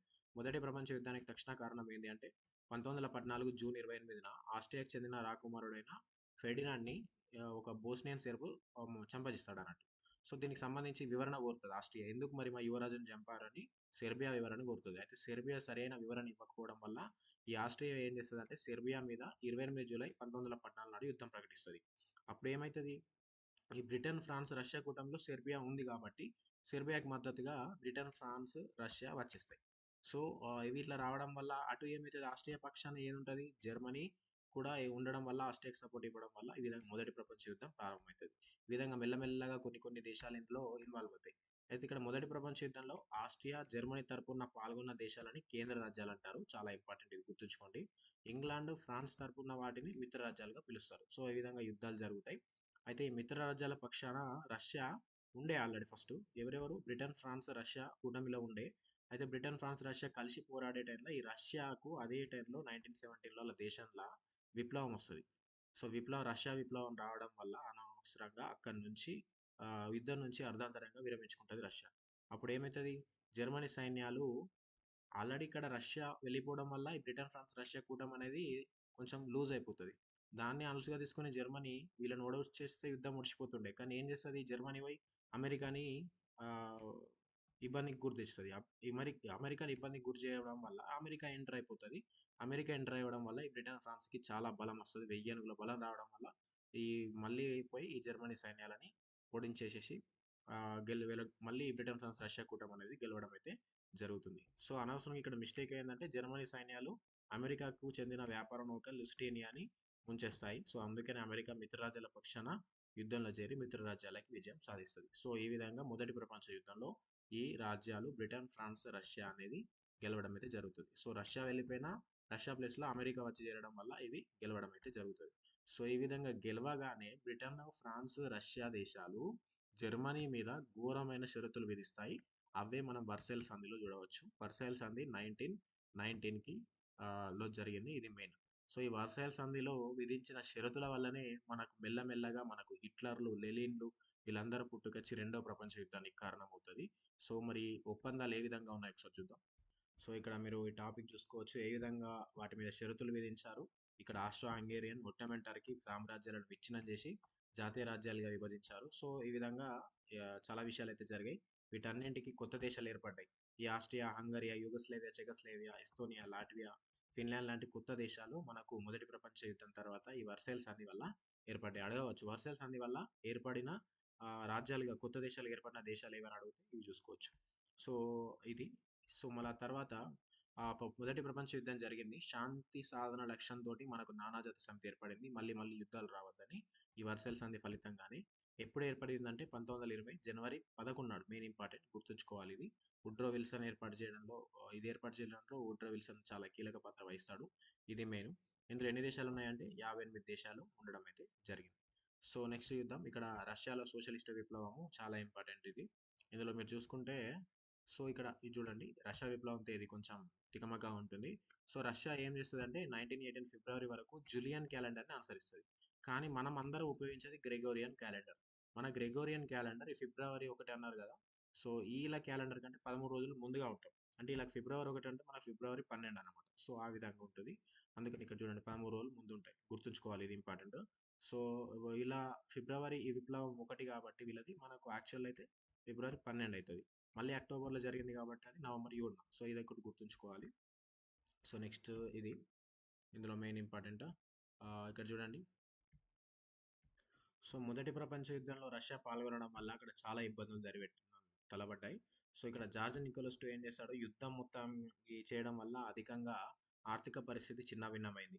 మొత్తం ఫుడ్ అంతా అటే పంపించేవారు. దానివల్ల ఏమైందంటే ఇక్కడ చూడండి వాళ్ళు ఆహ్, యుద్ధాని కోసం మొత్తం ఫుడ్ మళ్లించడం వల్ల కొరత ఏర్పడ్డది ఫుడ్ అనేది దేశంలో. అందుకనే 1917 మార్చి 8న సెయింట్ పీటర్స్బర్గ్ నగరంలో 10,000 మంది మహిళలు నిరసన ఊరేగింపు చేపట్టి రొట్టె శాంతి బ్రెడ్ అండ్ పీస్ అనే దాంతోటి ఉద్యమం జరిగింది. ఇది మెయిన్ ఇంపార్టెంట్. ఎప్పుడు జరిగింది, ఎక్కడ జరిగింది అని అడగొచ్చు. పీటర్స్బర్గ్ నగరంలో గుర్తుంచుకోండి. ఇది ఒకటి మెయిన్ ఇంపార్టెంట్ పాయింట్. ఆ తర్వాత 1917లో సంభవించిన తొలి రష్యన్ విప్లవం, దీన్నే మార్చి విప్లవం అంటారు. ఆ తర్వాత అక్టోబర్‌లోనే వెంటనే ఇంకోటి కంటిన్యూ అయింది. సో, ఇది మీరు చూసుకోవచ్చు. ఆహ్, సో, మనకు రష్యా చక్రవర్తి జార్ వెళ్ళిపోయిన తర్వాత చాలామంది సోవియట్లుగా సంఘాలుగా ఏర్పడ్డారు. ఆ సంఘాలలోని కమ్యూనిస్ట్ పార్టీలో బోల్షెవిక్‌లు అనే బృందం అనేది వీళ్ళందరికీ దిశానిర్దేశం చేసింది. ఆ బోల్షెవిక్‌లోని మెయిన్ వ్యక్తి లెనిన్. లెనినే నాయకత్వం వహించాడు. షరతులు లేని శాంతిని నెలకొల్పడం అన్నట్టు ఈ విధంగా ఒక విధానం తీసుకొచ్చాడాయన. సో, అక్టోబర్, నవంబర్‌లో 1917లో బోల్షెవిక్‌ల నాయకత్వంలో సోవియట్లు అధికారాన్ని చేజించుకొని యుద్ధానికి అంతం పలికాయి. సో, ఇది లెనిన్‌కి సంబంధించి ఆరంభం ఏ విధంగా ఉందో ఇక్కడ మనం చూసుకోవచ్చు. సో, బోల్షెవిక్‌లకు నాయకత్వం వహించింది ఎవరని క్వెషన్ అడిగితే లెనిన్ అనేది మీరు చూసుకోవాలి. సో, నెక్స్ట్ ఇక్కడ ఇంకో పాయింట్ యూఎస్ఎస్ఆర్ ఎప్పుడు ఏర్పడింది చూడండి. 1922లో ఏర్పడుతది. సోవియట్ ప్రభుత్వం ఏర్పాటు చేసిన సోవియట్ సోషలిస్ట్ రిపబ్లిక్ సమాఖ్య. సో, ఇది యూఎస్ఎస్ఆర్ ఎప్పుడు ఏర్పడ్డదంటే 1922 గుర్తుంచుకోవాలి. సో, ఇక్కడ జార్ సామ్రాజ్యంలో ఎవరెవరు ఉండేనో వాళ్ళన్ని దేశాలన్నీ ఇందులో చేరడానికైతే అంగీకరించాయి. సో, ఇది ఒకటి మెయిన్‌గా గుర్తుంచుకోవాలి మీరు. ఇక్కడ ఒకటి మెయిన్ పాయింట్ బాక్స్‌లో ఎప్పుడు కూడా మర్చిపోవద్దు. బాక్స్‌లో ఉన్నది ఇంపార్టెంట్ కాదంటారు గానీ, ఇందులో నుంచి చాలా క్వెషన్స్ వచ్చాయి. ఇక్కడ చూడండి. ప్రపంచవ్యాప్తంగా కమ్యూనిస్ట్ విప్లవాన్ని ప్రోత్సహించడానికి ఏర్పడింది ఏది అంటే కొమింటన్. దీంట్లో మన భారతదేశానికి చెందిన మన ఎంఎన్ రాయ్ ముఖ్య పాత్ర వహిస్తాడు. సో, ఇదొకటి మెయిన్‌గా గుర్తుంచుకోవాలి. నెక్స్ట్ స్టాలిన్ అధికారంలోకి ఏ విధంగా వచ్చాడో సో, ఇక్కడ ఉంటది. 1924లో లెనిన్ చనిపోయిన తర్వాత స్టాలిన్ నాయకుడు అయితాడు. సో, ఈయన ఎటువంటి విధానాలు చేపట్టాడో ఒకసారి ఇప్పుడు ఇంపార్టెంట్ ఉంటాయి చూద్దాం. సో, ఇది అడగొచ్చు. యూఎస్ఎస్ఆర్ ప్రణాళికాబద్ధ ఆర్థికాభివృద్ధి విధానాలని ఎవరి కాలంలో చేపట్టిందంటే స్టాలిన్ కాలంలో. ఎప్పుడు అంటే 1928. సో, ఈయన చాలా పారిశ్రామికీకరణ, వ్యవసాయంలో భూముల ఏకీకరణ చాలా చేయడం అయితే జరిగింది. సో, ఇదొకటి మీరు చూసుకోవాలి. సో, నెక్స్ట్ ఇక్కడ మనం చూసుకుంటే ఇది అడిగిండు. మొన్న మే 24 నాడు అడిగిన క్వెషన్ ఆర్థిక మాంద్యం ఎప్పుడు సంభవించింది? సో, చూసుకుంటే 1929-1939 మధ్యలో సంభవించింది. ఇది చూసుకోవచ్చు. మెయిన్‌గా అమెరికాలో స్టాక్ మార్కెట్లు కుప్పకూలాయి. సో, ఈ విధంగా అయితే చాలా ఇబ్బందులు అయితే తలెత్తాయి. ఇదే మొన్న మే 24లో అడిగిన క్వెషన్ ఇది. ఒకసారి గుర్తుంచుకోండి. ఇక్కడ ఒకటి ఉంది. జార్జ్ ఆర్వెల్ రచించిన 'యానిమల్ ఫార్మ్' మనం ఇంటర్‌లో చదువుకొని ఉంటాం. ఈ నావెల్ ఉంటుంది. సో, ఇది యూఎస్ఎస్ఆర్‌కి సంబంధించి రష్యన్ విప్లవంలో ఆదర్శాలను వాళ్ళు ఎలా నీరుగార్చారో ఇది తెలియజేస్తుంది. ఇదొక మెయిన్ పాయింట్ గుర్తుంచుకోండి. సో, నెక్స్ట్ ఇంకోటి న్యూ ఢిల్లీ తీసుకొచ్చింది ఎవరు అనంటే అమెరికా అధ్యక్షుడు రూజ్వెల్ట్. ఈయన తీసుకొచ్చాడు. సో, మాంద్యానికి గురైన వారికి పునరావాసం కల్పించడానికి ఇది తీసుకొస్తాడు. ఇంకొకటి సామాజిక భద్రతా విధానాన్ని కూడా ఈయననే తీసుకురావడం జరుగుతుంది. ఇవి 2 పాయింట్లు. సో, అమెరికా అధ్యక్షుడు రూజ్వెల్ట్, న్యూ ఢిల్లీ ఒప్పందం ఇది గుర్తుంచుకోవాలి. సో, ఇక్కడ ఇంకొకటి 1922లో ఇటలీలో ముస్సోలిని గెలిచి అక్కడ ప్రభుత్వాన్ని ఏర్పాటు చేస్తాడు. 1933లో హిట్లర్ నాజీ పార్టీ అధికారంలోకి వస్తుంది. సో, ఇక్కడ స్పెయిన్‌లో జనరల్ ఫ్రాంకో 1939లో అధికారంలోకి వచ్చాడు. ఇది ఒక మెయిన్ పాయింట్ గుర్తుంచుకోండి ఇది. ఇందులో మనం గుర్తుంచుకోవాల్సింది. సో, నెక్స్ట్ ఇందులో హిట్లర్‌కి సంబంధించి ఆయన యొక్క విధానాలేంటో టాపిక్ వైస్‌గా తెలియజేశాడు. సో, హిట్లర్‌కి యూదులు, జిప్సీలు అంటే చాలా కోపం. వీళ్ళే మొత్తం జర్మనీని ఒంటరిగా చేసేశారు ప్రపంచంలో. వీళ్ళే వ్యతిరేకంగా ప్రచారం చేస్తున్నారని వాళ్ళ మీద చాలా కోపంగా ఉంటాడు హిట్లర్.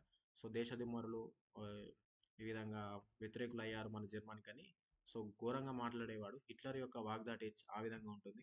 సో, ఆ విధంగా జర్మనీ మొత్తాన్ని తన గుప్పిట్లోకి తీసుకొచ్చుకున్నాడు. సో, ఇక్కడ మొన్న మే 24లో అడిగిన ఎగ్జామ్ ఏందనంటే జర్మనీ పార్లమెంట్‌ని ఏమని పిలుస్తారు అని అడిగిండు. సో, రిచ్‌టాగ్ గుర్తుంచుకోవాలి. ఇది అడిగిన క్వెషన్ మొన్న.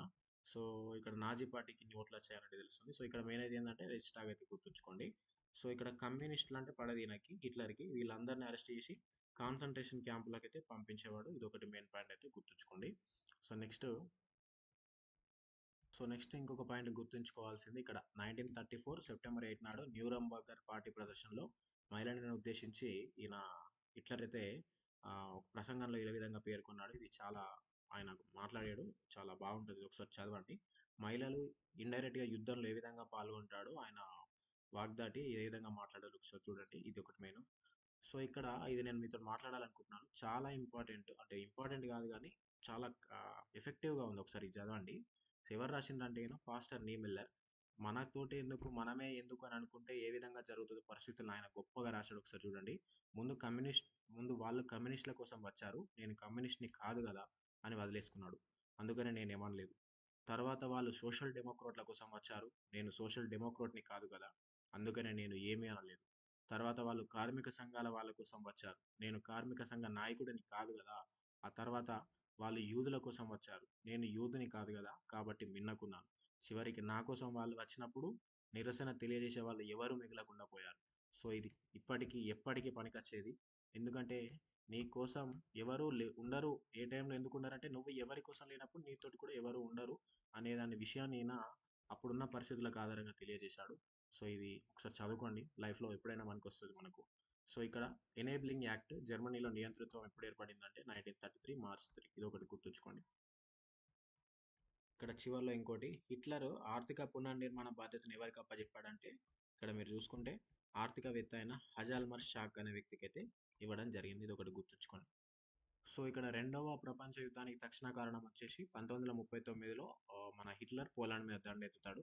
అదే తక్షణ కారణంగా అయితుంది. ఈయన దుందుడుకు విదేశీ విధానం వల్ల ఈ విధంగా రెండో ప్రపంచ యుద్ధం ప్రారంభమవుతుంది. ఎందుకు మరి దండెత్తాడంటే మొదటి యుద్ధం తర్వాత జర్మనీని ఒంటరిగా చేసేసిండ్రు. సో, ఆ విధంగా ఉన్నది. ఇప్పటి నుంచి ఆయన ఘోరంగా సైన్యాన్ని పెంచుకొని ఇతరుల దేశాల మీద మొత్తం యుద్ధానికి ఎగబడ్డాడు. ఆ విధంగా పోలాండ్ మీద దండెత్తితే మెల్లమెల్లగా ఇంకో యుద్ధం అయితే ప్రారంభమవుతుంది. సో, అదేందో చూస్తాం నెక్స్ట్. రెండో ప్రపంచ యుద్ధానికి పోలాండ్ మీద దాడి ఎంత కారణమో ఇది కూడా కారణం. మొదటి ప్రపంచ యుద్ధానికి కారణాలైన దురహంకారపూరిత జాతీయవాదం, సైనికవాదం, సామ్రాజ్యవాదం, రహస్య ఒప్పందాలు వీటిని కూడా రెండో ప్రపంచ యుద్ధానికి కారణాలుగా చూడవచ్చు. అలాగే ఇంతకుముందే చెప్పాను. వర్సైల్ ఒప్పందం ఘోరంగా జర్మనీని ప్రభావితం చేసింది. మొత్తం కుప్పకూలిపోయింది జర్మనీ. ఆ షరతుల తీవ్రత కూడా రెండో ప్రపంచ యుద్ధానికి కారణమైంది. సో, వీళ్ళు ఏం చేశారంటే 1919లో వర్సైల్స్‌లో శాంతి సమావేశం ఏర్పాటు చేసుకుంటే ఇందులో 32 దేశాల ప్రతినిధులు హాజరయ్యారు. సో, ఇందులో మెయిన్‌గా గెలిచిన వాళ్ళు ఎవరంటే అమెరికా, బ్రిటన్, ఫ్రాన్స్, ఇటలీ, జపాన్‌లు దీనికి హాజరయ్యాయి. సో, రష్యాతో పాటు ఓటమి పాలైన జర్మనీ, ఆస్ట్రియా, టర్కీ దేశాలను పిలవలేదు. రష్యా అయితే విప్లవం వల్ల సైడ్ అయిపోయింది. దాన్ని పిలవలేదు. సో, ఈ విధంగా జర్మనీని బలహీనపరచడానికి వర్సైల్ ఒప్పందం మీద చాలా షరతులు విధించారు దాని మీద. సో, ఇది ఒకసారి చదువుకోండి మీరు. మీకు తెలుస్తుంది. ఈ ఒప్పందాల వల్లనే జర్మనీ చాలా వీక్ అయిపోయింది ఇంకా. అది మొత్తం తట్టుకోలేకపోయింది. అందుకనే రెండో ప్రపంచ యుద్ధానికి కారణమైంది జర్మనీ. సో, అదైతే చూసుకోవచ్చు. ఈ నానాజాతి సమితి కూడా వైఫల్యం పొందింది. సో, శాంతికామికంగా తయారు చేశారు దీన్ని గానీ ఏం యూజ్ లేకపోయింది. వుడ్రో విల్సన్ తయారు చేశాడు దీన్ని. 58 సభ్య దేశాలు. కానీ ఇది ఎటువంటి ప్రభావం కూడా చూపలేకపోయింది. ఇది చూసుకోవచ్చు. ఆ విధంగా సో, ఇక్కడ మెయిన్ ఇంతకుముందే చెప్పాను. రెండో ప్రపంచ యుద్ధానికి తక్షణ కారణం 1939 సెప్టెంబర్ 1న ఈ డాన్జింగ్ రేవ్‌ని జర్మనీకి అప్పగించడానికి పోలాండ్ నిరాకరించింది. ఈ డాన్జింగ్ రేవ్ ఆయనకు గావాలి హిట్లర్‌కి. కానీ పోలాండ్ ఇవ్వన్నది. సో, ఆయనకు ఇగో హర్ట్ అయింది. యుద్ధం ప్రారంభించిండు పోలాండ్‌లోకి ప్రవేశించి జర్మనీ సేనలు. సో, పోలాండ్‌ని స్వాధీనం చేసుకోవడానికి చిన్న సైనిక చర్య అవుతుందని హిట్లర్ భావించాడు గానీ పోలాండ్‌కి బ్రిటన్ తోటి సైనిక ఒప్పందం ఉండడంతో బ్రిటన్ ఎంటర్ అయిందన్నమాట పోలాండ్. సో, ఆ విధంగా బ్రిటన్ ఎంటర్ అయిందని బ్రిటన్ తోటి ఫ్రాన్స్‌కి ఒప్పందం ఉంటది. సో, బ్రిటన్ పోయిందని ఫ్రాన్స్ ఎన్నికలొచ్చేసింది. సో, మళ్ళీ మొదటి ప్రపంచ యుద్ధం లాగానే బ్రిటను, ఫ్రాన్స్ ఏకమయ్యాయి. పోలాండ్ కూడా కలిసింది. సో, ఈ విధంగా రెండో ప్రపంచ యుద్ధం మొదలైంది. ఈ విధంగా ఫాసిస్ట్ దేశాలు ఒకదానితో ఒకటి సహకరించుకుంటూ పూర్వ దేశాలను ఆక్రమించడం మొదలుపెట్టాయి.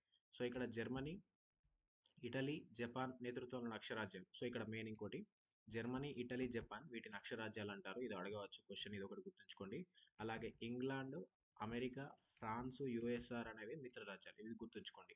ఇవి ఇప్పుడు ఇంకో టీమ్స్ ఏర్పడ్డాయి అన్నట్టు ఇప్పుడు. టీమ్స్ ఏర్పడ్డాయి. ఇప్పుడు యుద్ధం చేసుకుంటాయి మళ్ళీ.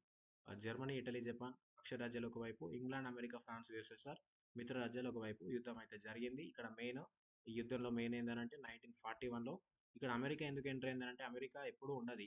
మధ్యలోకెళ్ళి ఎంటర్ అవుతది. అప్పుడు కూడా అట్లనే రష్యా పోయి అక్కడ జర్మనీ పోయి ఆ నౌక మీద దాడి చేస్తే అమెరికా అట్లనే ఎంటర్ అయింది. ఇప్పుడు ఈడ కూడా ఎందుకు ఎంటర్ అయిందంటే ఈ జపాన్ పోయి ఏం చేస్తది అమెరికాలోని పెరల్ హార్బర్ మీద దాడి చేస్తే అప్పుడు అమెరికా మళ్ళీ ఎంటర్ అయిపోతది.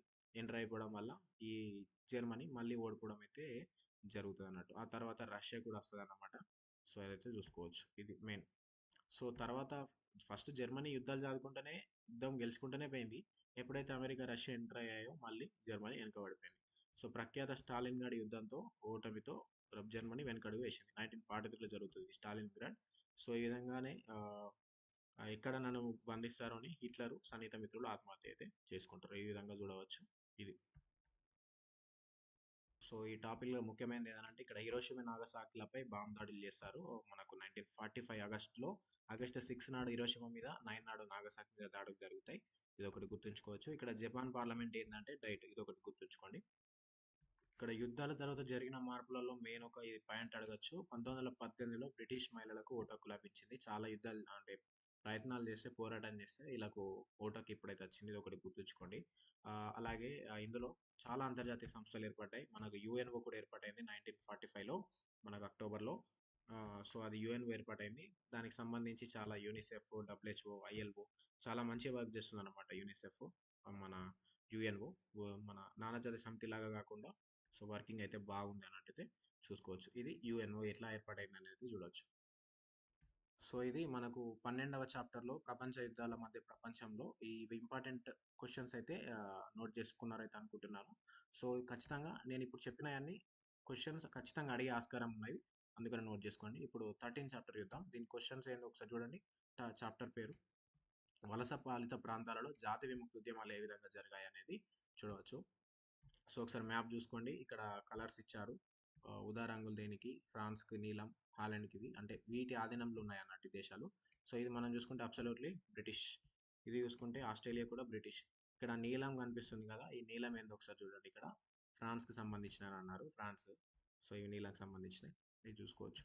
సో నెక్స్ట్ సో ఈ చాప్టర్‌లో మనకు చైనా గురించి ఉంటది ఎక్కువగా. సో ఇది మొన్న మే 24లో అడిగిన క్వెషన్ ఏందనంటే సామ్యవాదం అంటే ఏంది అని అడిగాడు మనకు. సో ఇక్కడ పరిశ్రమలపై నియంత్రణ, భూమి లేని రైతాంగానికి భూమిని పంచడానికి భూ సంస్కరణలు. సో ఇది అడిగిన క్వెషన్. ఏందనంటే ఇది మంచు సామ్రాజ్యాన్ని కూలదోసి సన్ యట్సన్ అధ్యక్షుడు అవుతాడు. గణతంత్ర రాజ్యాన్ని ఏర్పాటు చేశాడు. ఈ సన్ యట్సన్‌ని ఆధునిక చైనా నిర్మాతగా వ్యవహరిస్తారు. సో ఇవి ఇంపార్టెంట్ నోట్ చేసుకోండి 100%. సో ఇక్కడ ఏందనంటే నాకు 3 సిద్ధాంతాలు ఉంటాయి. సన్, మిన్, చుయ్. సన్ అంటే జాతీయవాదం, మిన్ అంటే ప్రజాస్వామ్యం, చూయ్ అంటే సామ్యవాదం. సో ఇది అడిగిన క్వెషన్. చూయ్ గురించి అడిగాడు సామ్యవాదం. ఇది నోట్ చేసుకోండి. ఇవి సామ్యవాదం అడిగాడు కాబట్టి ఇవి అడగడానికి ఆస్కారం ఉంది. సో ఇది నోట్ చేసుకోండి. సో నెక్స్ట్ ఇక్కడ చూడండి. ఇక్కడ చైనాలో వర్సెల్ శాంతి సమావేశాల నిర్ణయాలను నిరసిస్తూ 1919 మే 4 నాడు ఒక నిరసన ప్రదర్శన ఏర్పాటు చేశాడు బీజింగ్‌లో. సో ఇది చరిత్రలో నిలిచిపోయింది. మే 4 ఉద్యమం అని. ఎక్కడ జరిగింది అంటే ఇది అడగవచ్చు. బీజింగ్‌లో జరిగిందని అయితే చూడొచ్చు. మరి ఎందుకు వర్సెల్ సంబంధికి వీళ్ళకేం సంబంధం అని అంటే ఇక్కడ జపాను చైనాకు సంబంధించి కొన్ని ప్రాంతాలు ఆక్రమించింది. సో అప్పుడు బ్రిటన్ ఆల్రెడీ చైనాని ఇండైరెక్ట్‌గా మానిటర్ చేస్తుంది. ఈ బ్రిటన్ ఏం చేసింది వర్సెల్ సంధిలో జపాన్‌కి సపోర్ట్ ఇచ్చింది. సో ఈ చైనాకేమో నచ్చలేదు. ఈ జపాన్ మా ప్రాంతాలు కూడా ఆక్రమించింది. నువ్వు దానికి సపోర్ట్ ఇస్తున్నావు. సో మాకిది నచ్చలేదని వీళ్ళు ఈ విధంగా నిరసన అయితే చేస్తారనమాట. సో ఇది మీరు ఒకటి చూసుకోవాలి. సో నెక్స్ట్ ఇక్కడ చూడండి. సో ఇక్కడ కొన్ని కొత్తగా పార్టీస్ ఏర్పడ్డాయి. అదేంటనంటే గుయో మిండాంగ్ జాతీయ ప్రజా పార్టీ. దీనిని కేఎంటిట్ కోమింగ్టాంగ్ అని అనేవాళ్ళు. ఇదొకటి ఏర్పడింది. అలాగే చైనా కమ్యూనిస్ట్ పార్టీ ఏర్పడింది. ఇది చాలా ఇంపార్టెంట్. సో ఇదొకటి. ఈ గుయో మిండాంగ్ అనే వ్యక్తి సన్ యట్సన్ భావనలకు ఆధారమయ్యాయి. సో మెయిన్‌గా వీళ్ళు కూడు, గుడ్డ, ఇల్లు, రవాణా అనేవి 4 ప్రధాన అవసరాలుగా గుర్తించిర్రు.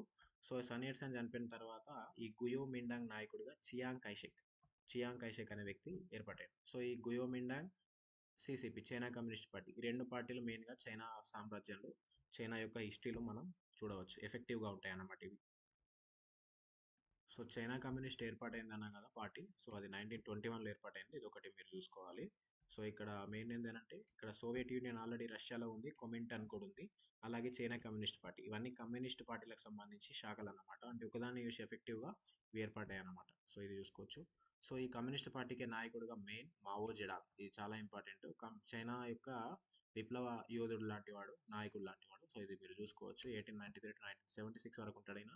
మావో జెడాంగ్ ఇది చూసుకోవచ్చు మీరు. సో నెక్స్ట్ ఇక్కడ చూసుకుంటే ఇక్కడ చూడండి లాంగ్ మార్చ్ అనేది కూడా ఇంపార్టెంట్. వీళ్ళు ప్రఖ్యాతిగాంచిన షాంక్షీకి 6000 మైళ్ళ కష్టభూయిష్ట ప్రయాణం చేస్తారు. ఇది ఒకటి మీరు చూసుకోండి. ఇది ఒకటి మెయిన్‌గా. సో నెక్స్ట్ ఇక్కడ చూసుకుంటే మనం సో ఇక్కడ నెక్స్ట్ నైజీరియా గురించి కూడా ఇచ్చాడు. మీరు ఈ పటం కనిపిస్తుంది కదా! ఈ పటంలోనే పాయింట్స్ ఉన్నాయి. సో ఇక్కడ హౌసా పులాని ప్రజలు, యెరూబా, ఇబో జాతులు ఇవి ఎక్కడెక్కడ ఉన్నాయని అడిగితే మనం అది గుర్తుంచుకోండి ఒకసారి మెయిన్‌గా. అడగకపోవచ్చు కానీ ఉపయోగపడొచ్చు. ఆగ్నేయ నైజీరియాలో ఈబో తెగ వీళ్ళు. అలాగే నైరుతి భాగంలో యెరూబా వాళ్ళు. సో ఇక్కడ ఉత్తర నైజీరియా ఇక్కడనేమో హౌసా ఫులాని ప్రజలున్నారు. సో ఇవి జాతీయ రాజ్యాలన్న భావన ఆఫ్రికాలో. గిరిజనుల తెగల ఉనికి గుర్తింపు కోసం చాలా ప్రయత్నాలు చేశారు వీళ్ళు. ఇప్పటికి కూడా సో ఇది రాచరిక వ్యవస్థ లాగానే ఉంది ఇది కూడా.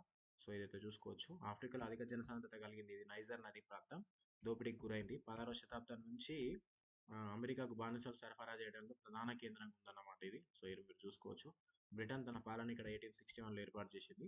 సో ఇప్పటికి కూడా ఆ విధంగానే ఉంది. సో వీళ్ళకు ప్రజల ప్రజల పాలన అనేది ఇక్కడ లేకుండా పోయింది. సో ఇక్కడ చూసుకుంటే మీరు నైజీరియాలో మొదటి రాజకీయ పార్టీ ఏది అంటే నైజీరియా జాతీయ ప్రజాస్వామిక పార్టీ ఎన్ఎన్డిపి 1923లో హెర్బర్ట్ మకాలే ఏర్పాటు చేశాడు. సో ఈయననే హెర్బర్ట్ మకాలే. సో సారీ ఈయన కాదు, హెర్బర్ట్ మకాలే వేరే వ్యక్తి. సో ఇతను ఎవరు అని అంటే నందాజికివే నైజీరియా యువ ఉద్యమాన్ని ఏర్పాటు చేశాడు ఈయన. సో ఈ ఎన్వైఎం ఈ ఎన్ఎన్డిపి నైజీరియా కోసం చాలా ఉద్యమాలు అయితే చేసింది. సో అది ఎటు కాకుండా అయింది ఆ ఉద్యమాలు అయితే. రెండో ప్రపంచ యుద్ధం వల్ల చాలా ఆర్థిక పరిస్థితి ఇంకా వెనుకబడిపోయింది. సో ఇదైతే మెయిన్గా మీరు చూసుకోవాలి. సో చివరికి 1963 అక్టోబర్ 1న స్వాతంత్రం అయితే వచ్చింది. కానీ దురదృష్టవశాత్తు సమతుల్యం లేకపోవడం వల్ల పౌర యుద్ధం అయితే చెలరేగింది. సో సుదీర్ఘ సైనిక నియంతృత్వ పాలన అక్కడ జరిగింది. 1999లో ప్రజాస్వామిక ప్రభుత్వం అయితే వచ్చింది కానీ ఇప్పటికీ ప్రజాస్వామిక నైజీరియా నిర్మించే సవాలు ఏ విధంగా ఎదుర్కొంటారో వేచి చూడాల్సి ఉందని అయితే మనకి ఇక్కడ రావడం అయితే జరిగింది. సో ఇక్కడ నైజర్ డెల్టాలో 1950లో చమురుని కనుగొన్నారు. ఇది ఒక మెయిన్ పాయింట్ గుర్తుంచుకోండి. చమురు ఎక్కువగా అక్కడ నైజర్ ప్రాంతంలో డెల్టా ప్రాంతం. సో ఇది మనం 13 చాప్టర్లో భాగంగా ఇంపార్టెంట్ పాయింట్స్ అయితే కవర్ చేసాం. ఒకసారి చూసుకోండి. ఇక్కడ ఇది ఒకటి ఉంది. పర్యావరణవాది అయిన కెన్ సారో వివాని ఈయన గురించి ఈయన గురించి నైజర్ డెల్టా ప్రాంతంలో ప్రజల ఆందోళనకు సపోర్టివ్గా వర్క్ చేసినారంట చమురు మీద. సో అది మెయిన్గా. సో నెక్స్ట్ ఇప్పుడు మెయిన్ టాపిక్ 14th భారత జాతీయోద్యమం, దేశ విభజన, స్వతంత్రం దీనికి సంబంధించి మెయిన్ పాయింట్స్ ఆల్రెడీ నేను ఆల్రెడీ ప్రిపేర్ చేసిన పీడిఎఫ్లో చాలా పాయింట్స్ ఉన్నాయి అందులో. ఇది మీకు రీజన్ లాగా ఉపయోగపడవచ్చు. ఒకసారి చూద్దాం ఇందులో ఏమేమి ఉన్నాయి. సో ఎవ్రీ పాయింట్ ప్రతి పాయింట్ ఇంపార్టెంట్ ఎగ్జామ్ పాయింట్ ఆఫ్లో వచ్చేది కాబట్టి ప్రతిదీ నోట్ చేసుకోండి. సో ఇక్కడ మెయిన్ చూద్దాం. భారత ప్రభుత్వ చట్టం ఎప్పుడంటే 1935. సో ఇక్కడ ఈ చట్టం ప్రకారం రాష్ట్రాలలో ఎన్నికలు నిర్వహించి గెలిచిన వాళ్ళే ప్రభుత్వాన్ని ఏర్పాటు చేసుకోవచ్చు అని అన్నారు కాబట్టి ఆ విధంగానే ఓటు హక్కు కల్పించారు కానీ చాలా కొద్ది మందికి ఇచ్చారు. 12% రాష్ట్ర శాసనసభలకు, కేంద్ర సభకు 1% ప్రజలకే ఓటు హక్కు వచ్చిందట. సో మొత్తంగా బ్రిటిష్ ఇండియాలో 11 రాష్ట్రాల్లో 37 ఎన్నికలు నిర్వహిస్తే ఘన విజయం అయితే సాధించింది కాంగ్రెస్. 11 రాష్ట్రాలకి 8 రాష్ట్రాల్లో అధికారులు ప్రధానమంత్రులు ఎన్నికయ్యారు కానీ బ్రిటిష్ గవర్నర్ పర్యవేక్షణలో అయితే పనిచేశారు. సో ఇక్కడనే అదే టైంలో మనకు రెండవ ప్రపంచ యుద్ధం ప్రారంభమైంది. సో మనకు గవర్నెన్స్ అయితే మనకి ఇచ్చిర్రు ఆ చట్టం ప్రకారం. కానీ ఇండైరెక్ట్గా ఏమైంది, మొత్తం బ్రిటిష్ అధికారంలో ఉండే ఆ బ్రిటన్ ఏమో అక్కడ మనకు ఇక్కడ చూస్తే జర్మనీ, జపాన్, ఇటలీ ఇతర దేశాల కూటమికి వ్యతిరేకంగా ఆంగ్లేయులు అయితే యుద్ధం చేస్తున్నారు. ఇటు సైడ్ రష్యాకు సపోర్టివ్గా బ్రిటన్, ఫ్రాన్స్, రష్యా. సో ఈ బ్రిటన్ ఏం చేసింది, వీళ్ళతోటి యుద్ధంలో ఉంది. మరి మనకు అధికారం అయితే ఇచ్చినట్టు ఇచ్చారు కానీ మళ్ళీ మనను అడగకుండానే యుద్ధంలో అయితే పాల్గొంటున్నారని కాంగ్రెస్కి కొంచెం ఇబ్బందికర పరిస్థితులు సతమతం అయిపోయింది అన్నట్టయితే తెలిసింది. సో ఇది మెయిన్గా ఇక్కడ చూసుకోవచ్చు. సో ఆ విధంగా హిట్లర్కి గాంధీ కూడా ఒక లెటర్ రాసినట్టయితే మనం ఇందులో చూడవచ్చు. సో ఇది నెక్స్ట్ అయితే మనం చూడాల్సింది. సో ఈ విధంగా బ్రిటన్ యొక్క మొండి పట్టుతో విసిగిపోయినాయి, మాకు అడగకుండానే యుద్ధంలో పాల్గొంటున్నాయని కాంగ్రెస్ 1937లో అధికారంలో వచ్చినాక 1939లోనే రాజీనామా చేసేసాయి అన్నట్టయితే మనం చూసుకోవచ్చు. ఇది మెయిన్గా మనం చూడాల్సింది. సో నెక్స్ట్ ఈ ముస్లిం లీగ్ గురించి కొన్ని ఇంపార్టెంట్ పాయింట్స్ ఉంటాయి. ఈ ముస్లిం లీగ్ 1906లో ఏర్పడింది. సో ఇది మెయిన్గా గుర్తుంచుకోవాలి ముస్లిం లీగ్. సో మొత్తం టర్న్ అయిపోయింది. పాకిస్తాన్ ఏర్పాటంతా ఈ ముస్లిం లీగ్ ఏర్పాటుతోటే ప్రారంభమైంది. మొత్తం ఇది ముస్లింలందరినీ అప్పటికి హిందువులు ముస్లింలు కలిసి ఉండేవారు. ఈ ముస్లిం లీగ్ ఏర్పాటు వల్ల వాళ్ళంతా మనంతా ఒకటి అన్నట్టు ఒక విధానం తీసుకురావడం వల్ల ఈ ముస్లిం లీగ్ సఫలీకృతమైంది. వీళ్ళందరూ కలిసిపోయారన్నమాట. సో మొదట్లో వీళ్ళకు అంత ఎఫెక్టివ్గా లేకపోయినా తర్వాత అయిండు. సో ఇక్కడ 1937 ఎలక్షన్ జరిగాయన్నాం కదా, 482 ముస్లిం నియోజకవర్గాలకు ఎలక్షన్ జరిగితే 102 గెలుచుకుంది. సో ఇందులో కాంగ్రెస్ మనకు 58 నియోజకవర్గాల్లో పోటీ చేస్తే 26 స్థానాలు అయితే గెలిచింది. మొత్తం ఆ ఎన్నికల్లో 4.4% మాత్రం ఓట్లు వచ్చినాయి. ఫస్ట్లో దీని మీద నమ్మకం లేకుండే కానీ తర్వాత చాలా ఎఫెక్టివ్గా తయారైంది ఈ ముస్లిం లీగ్ చూసుకోవచ్చు. సో ఇక్కడ చూసుకోండి, ఇక్కడ 46లో ఎలక్షన్ జరిగినప్పుడు మాత్రం ఘోరంగా గెలిచిందన్నమాట. ఇది మీరు చూసుకోవచ్చు. So next Hindu Mahasabha, RSS కూడా మనకు ఈ ముస్లిం లీగ్ ఏర్పాటు వల్ల ఎఫెక్టివ్‌గా హిందువుల కోసం ఈ హిందూ మహాసభ, ఆర్ఎస్ఎస్ అనేవి ఏర్పడ్డాయి అయితే చూడవచ్చు. ఇక్కడ చూడండి మొన్న అడిగిన క్వెషన్ ఏందనంటే 1930లో ముస్లిం లీగ్‌కు అధ్యక్ష ఉపన్యాసం చేస్తూ వాయువ్య ముస్లిం రాష్ట్ర ఆవశ్యకత గురించి మాట్లాడింది ఎవరని మొన్న మే 24 ఎగ్జామ్‌లో టెట్‌లో అడిగారు. రీసెంట్‌గా జరిగింది. అందుకని ఈ చాప్టర్‌లన్నీ నేను ఎక్స్‌ప్లెయిన్ చేస్తున్నాను. ఇది అడిగిన క్వెషన్ ఆల్రెడీ. ఎవరు అంటే మహమ్మద్ ఇక్బాల్ మాట్లాడతాడు. సాలె జహాన్ శాస్త్రి రాసింది కూడా ఈయననే. ఇదొకటి గుర్తుంచుకోవాలి. సో, అలాగే పాకిస్తాన్ లేదా పాకిస్తాన్ అనేది ఎట్లా ఏర్పడ్డది? పంజాబ్ అంటే పి, ఆఫ్ఘన్‌లో ఏ, కాశ్మీర్‌లో కే. ఈ విధంగా వీటితోటి పాకిస్తాన్ అనే పేరుని ఏర్పాటు చేసింది ఎవరంటే చౌదరి రెహ్మత్ అలీ. సో, ఇది మీరు చూసుకోవాలి మెయిన్‌గా. ఇంకో పాయింట్ ఇది. ఆ విధంగా నెక్స్ట్ చూడండి. ఇక్కడ హిందువుల ఆధిపత్యం వల్ల ముస్లిం లీగ్ రెచ్చగొట్టింది కదా! అందుకని అది బ్రిటిష్ వాళ్ళకి ఏమైందనంటే విభజించి పాలించే విధానం అయిపోయింది. అంటే ముస్లింలు ఒక సైడ్, హిందువులు ఒక సైడ్ అయితుర్రు అన్నట్టని విభజించి పాలించే విధానాన్ని తీసుకొచ్చి ఇంకా కొంచెం లాగ్ చేసిందన్నమాట. స్వాతంత్రం ఇవ్వడానికి. సో, ఇది మెయిన్‌గా ఒకటి గుర్తుంచుకోవాలి. సో, ఆల్రెడీ అక్కడ యుద్ధాలు కూడా జరుగుతున్నాయి. రెండో ప్రపంచ యుద్ధం. మనకు బ్రిటన్ ఏమో జపాన్‌కి వ్యతిరేకంగా అక్కడ వర్క్ చేస్తుంది. సో, ఈ జపాన్ ఏం చేస్తుందంటే మన ఆసియాలోకి విస్తరించి ఇండియాని కూడా ఆక్యుపై చేసేటట్టు ఏర్పడుంది. సో, ఈ విధంగా జపాన్‌కి వ్యతిరేక యుద్ధంలో భారతీయులు కూడా పాల్గొనేలాగా బ్రిటన్ చూడాల్సి వచ్చిందట. సో, అందుకని క్రిప్స్ రాయబారం పంపుతారు. సో, ఈ క్రిప్స్ రాయబారాన్ని మనోళ్ళు పట్టించుకోరు. అంత అవసరం ఉంటే మా దేశాన్ని విడిచేయండి. మీరే పోయి డైరెక్ట్ పోటీ చేయండి. యుద్ధం చేయండి బ్రిటిషోళ్ళు జపాన్ తోటి. ఆ విధంగానైనా మీరు గెలుస్తారని గాంధీ అంటాడు. సో, ఈ విధంగా క్విట్ ఇండియా ఉద్యమం దీని వల్లనే ఏర్పాటయితది. క్విట్ ఇండియా ఉద్యమం 1942 ఆగస్ట్ 8 నాడు. సో, ఇది మెయిన్‌గా చూసుకోవచ్చు ఇందులో మెయిన్ ఇంపార్టెంట్. సో, నెక్స్ట్ ఆ తర్వాత సుభాష్ చంద్రబోస్ ఏం చేస్తాడనంటే ఆహ్, ఈ జపాన్ ఏం చేస్తదనంటే బ్రిటన్‌కి వ్యతిరేకంగా ఉంది కాబట్టి జపాను మన ఆసియా దేశము బ్రిటన్‌ని ఓడగొట్టిందంటే మనం కూడా ఆసియా వాళ్ళమే. బ్రిటన్‌ని మనం కూడా ఓడగొట్టొచ్చు కదా! అనే ఉద్దేశం సుభాష్ చంద్రబోస్‌కి ఉండడం వల్ల ఈయన మన దేశాన్ని విడిచిపోయి జర్మనీకెళ్ళి అక్కడి నుంచి జపాన్ వరకు వెళ్ళి జపాన్ తోటి పొత్తు పెట్టుకొని సైన్యాన్ని ఏర్పాటు చేస్తాడన్నమాట. సో, ఈ జపాన్ బ్రిటన్ ఓడగొట్టినప్పుడు మనం కూడా ఓడగొట్టొచ్చు కదా! అని 1942లో సైన్యాన్ని ఏర్పాటు చేయడం అయితే జరుగుతుంది. సో, ఇది చూసుకోవచ్చు 1942లో. సైనికులు ఎవరు మళ్ళీ వీళ్ళందంటే బర్మా, మలయా దేశాల్లోని బ్రిటన్‌ని జపాన్ ఓడించినప్పుడు బందీలయ్యారు కదా! వాళ్ళతోటి సైన్యం ఏర్పాటు చేసుకుంటాడు ఈయన. సో, ఇక్కడ చూడొచ్చు. ఇది మెయిన్‌గా భారత జాతీయ సైన్యాన్ని ఏర్పాటు చేసుకుంటాడు ఈయన. ఇది. సో, ఇక్కడ ఇంకో ఇంపార్టెంట్ పాయింట్ ఏంటంటే 1946 ఫిబ్రవరి 6న బొంబాయి రేవులోని రాయల్ నౌకాదళంలో భారత సైనికులు నాసిరక ఆహారం వాటి పట్ల సో, వీళ్ళు ఒక పోరాటం చేపడతారు నిరాహార దీక్ష. ఇది కూడా ఒక మెయిన్ పాయింట్. రాయల్ నౌకాదళం ఎప్పుడు మనకు పోరాటం చేసింది అని అంటే 1946 బొంబాయి రేవులో ఫిబ్రవరి 16 అదొకటి గుర్తుంచుకోండి. సో, నెక్స్ట్ ఇక్కడ చూడాల్సింది ఈ ముస్లిం లీగ్ గురించి. సో, ఇక్కడ సాయుధ పోరాటం అనేది జరుగుతది కదా! కేరళలోని ట్రావెన్కోర్‌లో కూడా జరుగుతది. ఇదొకటి గుర్తుంచుకోండి. సో, నెక్స్ట్ ఇక్కడ 1946లో ఎలక్షన్స్ జరుగుతాయని అన్నాం కదా! ఇందులో ముస్లింలకు సెపరేట్‌గా రిజర్వేషన్ దాంట్లో 569 స్థానాలకు ముస్లిం లీగ్ ఘోరంగా 442 గెలుచుకుంటది. ఇది మెయిను. సో, ఆ విధంగా కాంగ్రెస్ ఏమో ముస్లిమేతర ఓట్లలో 91% తోటి కాంగ్రెస్ గెలుస్తది. సో, ఈ విధంగా ఇది గుర్తుంచుకోవాలి. సో, ముస్లిం లీగ్ కోరిక మేరకు క్యాబినెట్ మిషన్ ప్లాన్ వస్తది. అంటే ఇండైరెక్ట్‌గా ఏం చెప్తానంటే మాకు స్వతంత్రంగా వేరే దేశం కావాలనంటే ముస్లిం లీగ్ కోరిక ఉంటది. సో, గవర్నమెంట్ దీన్ని చర్చించడానికి బ్రిటిష్ గవర్నమెంట్ ముగ్గురితోటి కలిపి ఒక క్యాబినెట్ మిషన్ ప్లాన్‌ని 3 నెలల పాటు దేశమంతా తిరిగి రావాలని పంపిస్తది. సో, ఈళ్ళు తిరుగుతారు. సో, ఆహ్, ఈ విధంగా తిరుగుతూ టైం వేస్ట్ చేస్తున్నారు. ఎంతకు ఇది చేస్తలేరని ముస్లిం లీగ్ ఏం చేస్తారంటే తమ కోరికలు చర్చల ద్వారా నెరవేరవని నిర్ణయించుకుంది ముస్లిం లీగ్. ఏం చేస్తారంటే ప్రత్యక్ష కార్యాచరణ దినానికి ఆహ్, దిగుతది ప్రత్యక్ష కార్యాచరణకి. అది ఎప్పుడనంటే 1946 అక్టోబర్ 6 నాడు ప్రత్యక్ష కార్యాచరణ దినం. ముస్లిం లీగ్ ఎప్పుడు ప్రకటించిందంటే ఇది క్వెషన్ అడిగితే ఇది మీరు ఆన్సర్ చేయాలి. సో, ఇదొకటి మెయిన్ పాయింట్ గుర్తుంచుకోవాలి. తర్వాత మౌంట్ బాటన్ వస్తాడు. సో, ఆ విధంగా పాకిస్తాన్‌కి అధికార బదిలీ 1947 ఆగస్టు 14న మనకు 15 నాడు చేస్తారు. సో, మన దేశంలో పంజాబ్‌లో సగం పాటు హిందువులుంటే, సగం ముస్లింలుంటారు. ఆ సగం పాటు ముస్లింలున్న పంజాబ్‌ని, అలాగే సింధు ప్రాంతాన్ని, ఇటు బెలూచిస్తాన్‌ని, ఆ విధంగా ఇటు మన పశ్చిమ బెంగాల్ సైడ్ కింద తూర్పు బెంగాల్ ఉంటది. అక్కడ ముస్లింలు అధికంగా ఉంటారు. వీటన్నింటిని పాకిస్తాన్‌కి బదిలీ చేయడం అయితే జరిగింది. ఈ తూర్పు బెంగాలే మళ్ళా బంగ్లాదేశ్‌కి ఏర్పడ్డది. బెలూచిస్తాన్ అయితే మనం చూసుకోవచ్చు. పాకిస్తాన్‌లో కలిసిపోయింది. సింధు ప్రాంతం కూడా ఇది మెయిన్‌గా మీరు గుర్తుంచుకోవాలి. అయితే ఇక్కడ ఏమైందనంటే పంజాబ్ ప్రాంతం ఉంది గదా! ఇందులో సగం హిందువులు, సగం ముస్లింలు అన్నాం గదా! వీళ్ళని తీసుకపోయి ఏం జేసిర్రు పాకిస్తాన్‌లో కలిపిర్రు. వీళ్ళని ఇండియాలో ఉంచిర్రు. అయితే ఇక్కడ ఉన్న ముస్లింలకు ఒక అపవాదం అంటే ఒక భావం ఏర్పడ్డది. సో, మేము ఇంట్లో ఉండిపోయినాం మా ముస్లింలంతా అటు పోయిండ్రు. హిందువులు మమ్మల్ని ఏమన్నా చేస్తారని వీళ్ళకి. ఇటేమో కొందరు హిందువులకి భయం. సేమ్ భయం అంతే. మేము పాకిస్తాన్‌లో ఎళ్ళిపోయినాం. ఈ ముస్లింలు మమ్మల్ని ఏం చేస్తారని భయం. సో, ఈ విధంగా చాలా రక్తపాతాలు, విద్వేషాలు అయితే జరిగాయి. చాలా మందైతే మరణించడం అయితే జరిగిందన్నట్టయితే మనం ఇక్కడ ఇవ్వడం జరిగింది చూడొచ్చు. సో ఇక్కడ మనకు ది స్టేట్స్‌మెన్ అనే పేపర్‌లో ఇది కవర్ అయింది. ఆ టైంలో 2 డొమినియన్స్ ఆర్ బార్న్ అని. సో ఇది చూసుకోవచ్చు. Joyful scenes in Calcutta. So ఆ టైంలో స్వతంత్రం వచ్చినప్పుడు ఏ విధంగా ఉందో పేపర్ అనేది ఇక్కడ ఇవ్వడం జరిగింది. సో మెయిన్‌గా ఆ టైంలో ఏమేమి జరిగిందో ఇక్కడ ఫోటోస్ రూపంలో కూడా మనకి ఇవ్వడం జరిగింది. ఒకసారి చూసుకోండి ఇది. సో నెక్స్ట్ ఆ తర్వాత 1947 ఆగస్టు 15న బెంగాల్ అల్లర్లు అంటే ఇక్కడ తూర్పు బెంగాల్ విభజన జరిగింది కదా, అక్కడ అల్లర్లు ఏర్పడ్డాయి. సో అక్కడ నోవాకలి అనే ప్రాంతంలో అక్కడ గాంధీజీ ప్రయత్నించిండు శాంతి కోసం.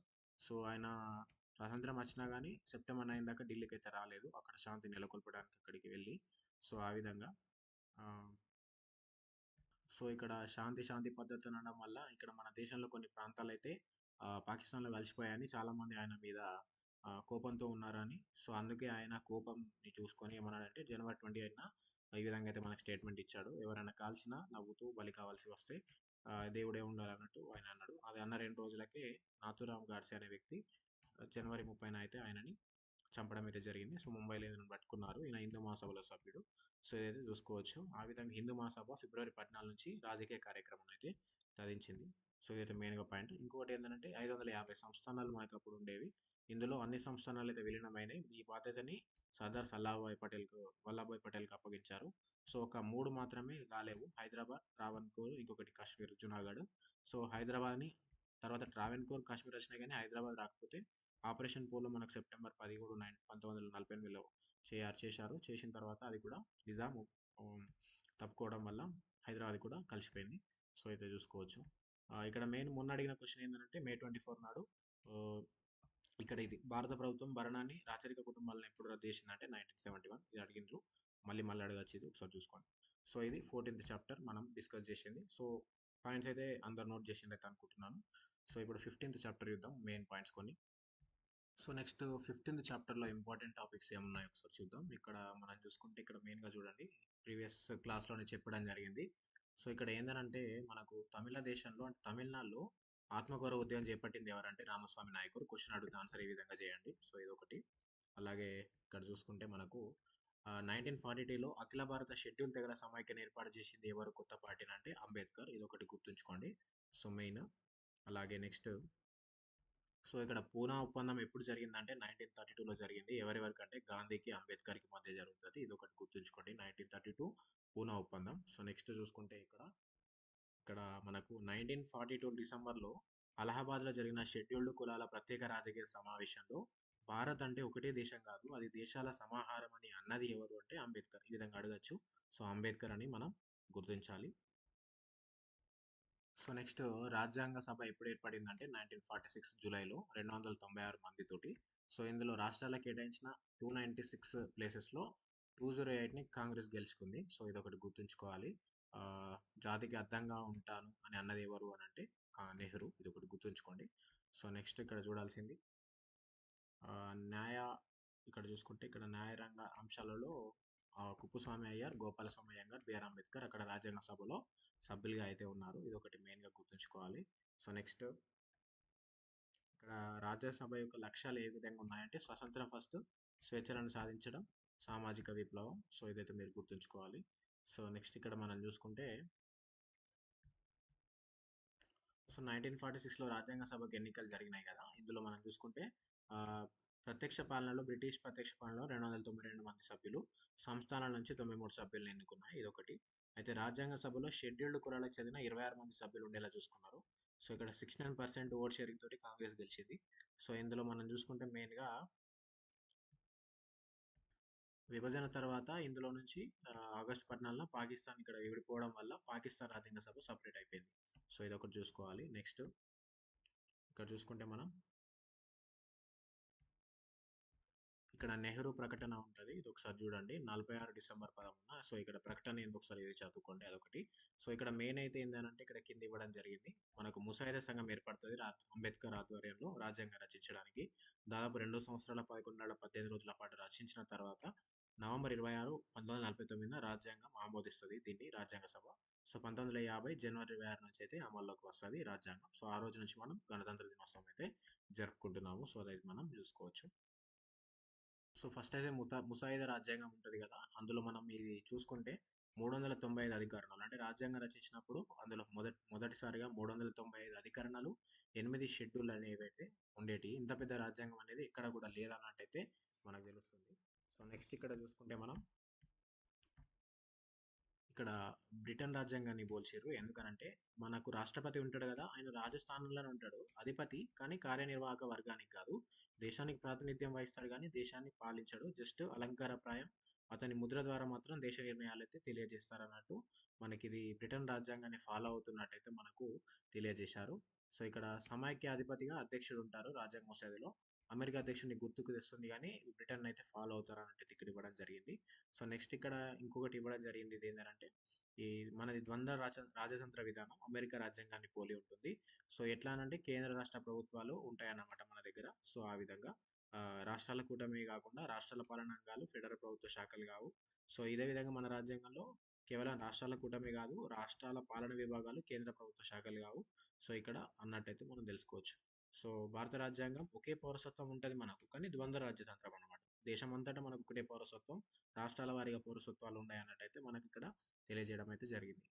సో ఇక్కడ ముసాయిదా రాజ్యాంగంపై కొందరు కొన్ని విమర్శలు చేశారు. అందులో కొన్ని చూడండి. ఇక్కడ మనం గుర్తుంచుకోవాల్సింది ఏంటంటే ఈ మౌలానా హస్రత్ మెహనీ అనే వ్యక్తి ఏమన్నాడంటే 1935 భారత చట్టానికి ఇది ఒక నకలు మాత్రమే అని ఆయన వ్యవహరించడం అయితే జరిగింది. సో ఆ తర్వాత ఇక్కడ చూడండి దామోదర్ స్వరూప్ సేత్ డిఎస్ సేత్ అని ఏమన్నాడంటే ఆ, ఇటీవలి కాలం నాటి రాజ్యాంగాల నుంచి, అంటే ఎగ్జాంపుల్ సోవియట్ యూనియన్ నుంచి ఈ ముసాయిదా రాజ్యాంగం ఏమి కూడా తీసుకోలేదు, కీలకమైన గ్రామాలని విస్మరించారు అని ఈయన డిఎస్ సేత్ అయితే మనకు అనడం అయితే జరిగింది. మనం చూసుకోవాలి ఇది. ఇంకోటి ఏమన్నాడంటే మన భారత గణతంత్ర గణతంత్రం స్వయం ప్రతిపత్తి గల చిన్న చిన్న గణతంత్ర సమాఖ్యగా ఉండవలసిందని ఈ డిఎస్ సేత్ అన్నాడు. సో ఇట్లా కూడా అడగచ్చు. కామెంట్స్ అంటే స్టేట్మెంట్స్ ఎవరేం పాస్ చేశారో ముసాయిదా రాజ్యాంగం మీద అడిగితే ఇవైతే గుర్తుంచుకోవాలి. సో ఇదొకటి గుర్తుంచుకోండి స్టేట్మెంట్. ది స్టేట్స్ మ్యాన్లో మనకు స్వతంత్రం వచ్చిన తర్వాత ఏ విధంగా అయితే పేపర్ స్టేట్మెంట్ ఇచ్చారో బుక్లో, ఆ విధంగా మనకు రాజ్యాంగం రచించిన తర్వాత కూడా ఏ విధంగా ఉందో ఇక్కడ ఇచ్చారు. India emerges as republic today of significance to people says Nehru అని ఇది ఇచ్చాడు, ఒకసారి చూసుకోండి ది స్టేట్స్ మ్యాన్ అనే పత్రికలో. సో ఇక్కడ మెయిన్గా ఇంకా మనం చూడాల్సింది ఏంటంటే భారత రాజ్యాంగంని సవరణలు చేయాలంటే పార్లమెంట్ మాత్రమే చేపట్టాలి. రాజ్యసభ లోక్సభలో రెండింటిలో మూడింట 2 వంతుల సభ్యుల ఆమోదం అయితే అవసరం అనేది ఇక్కడ ఇవ్వడం జరిగింది. సో ఇక్కడ మన రాజ్యాంగానికి ప్రధాన మార్పులు 1970లో చేశారు. మొదటిది రాజ్యాంగ ప్రవేశికలో లౌకిక సామ్యవాద పదాలను చేర్చడం అనేది. సో ఇది ఒకటి చూసుకోవాలి. అలాగే రెండో ముఖ్యమైన ఘట్టం ఏంటంటే మన చరిత్రలో కేశవానంద భారతి కేసు.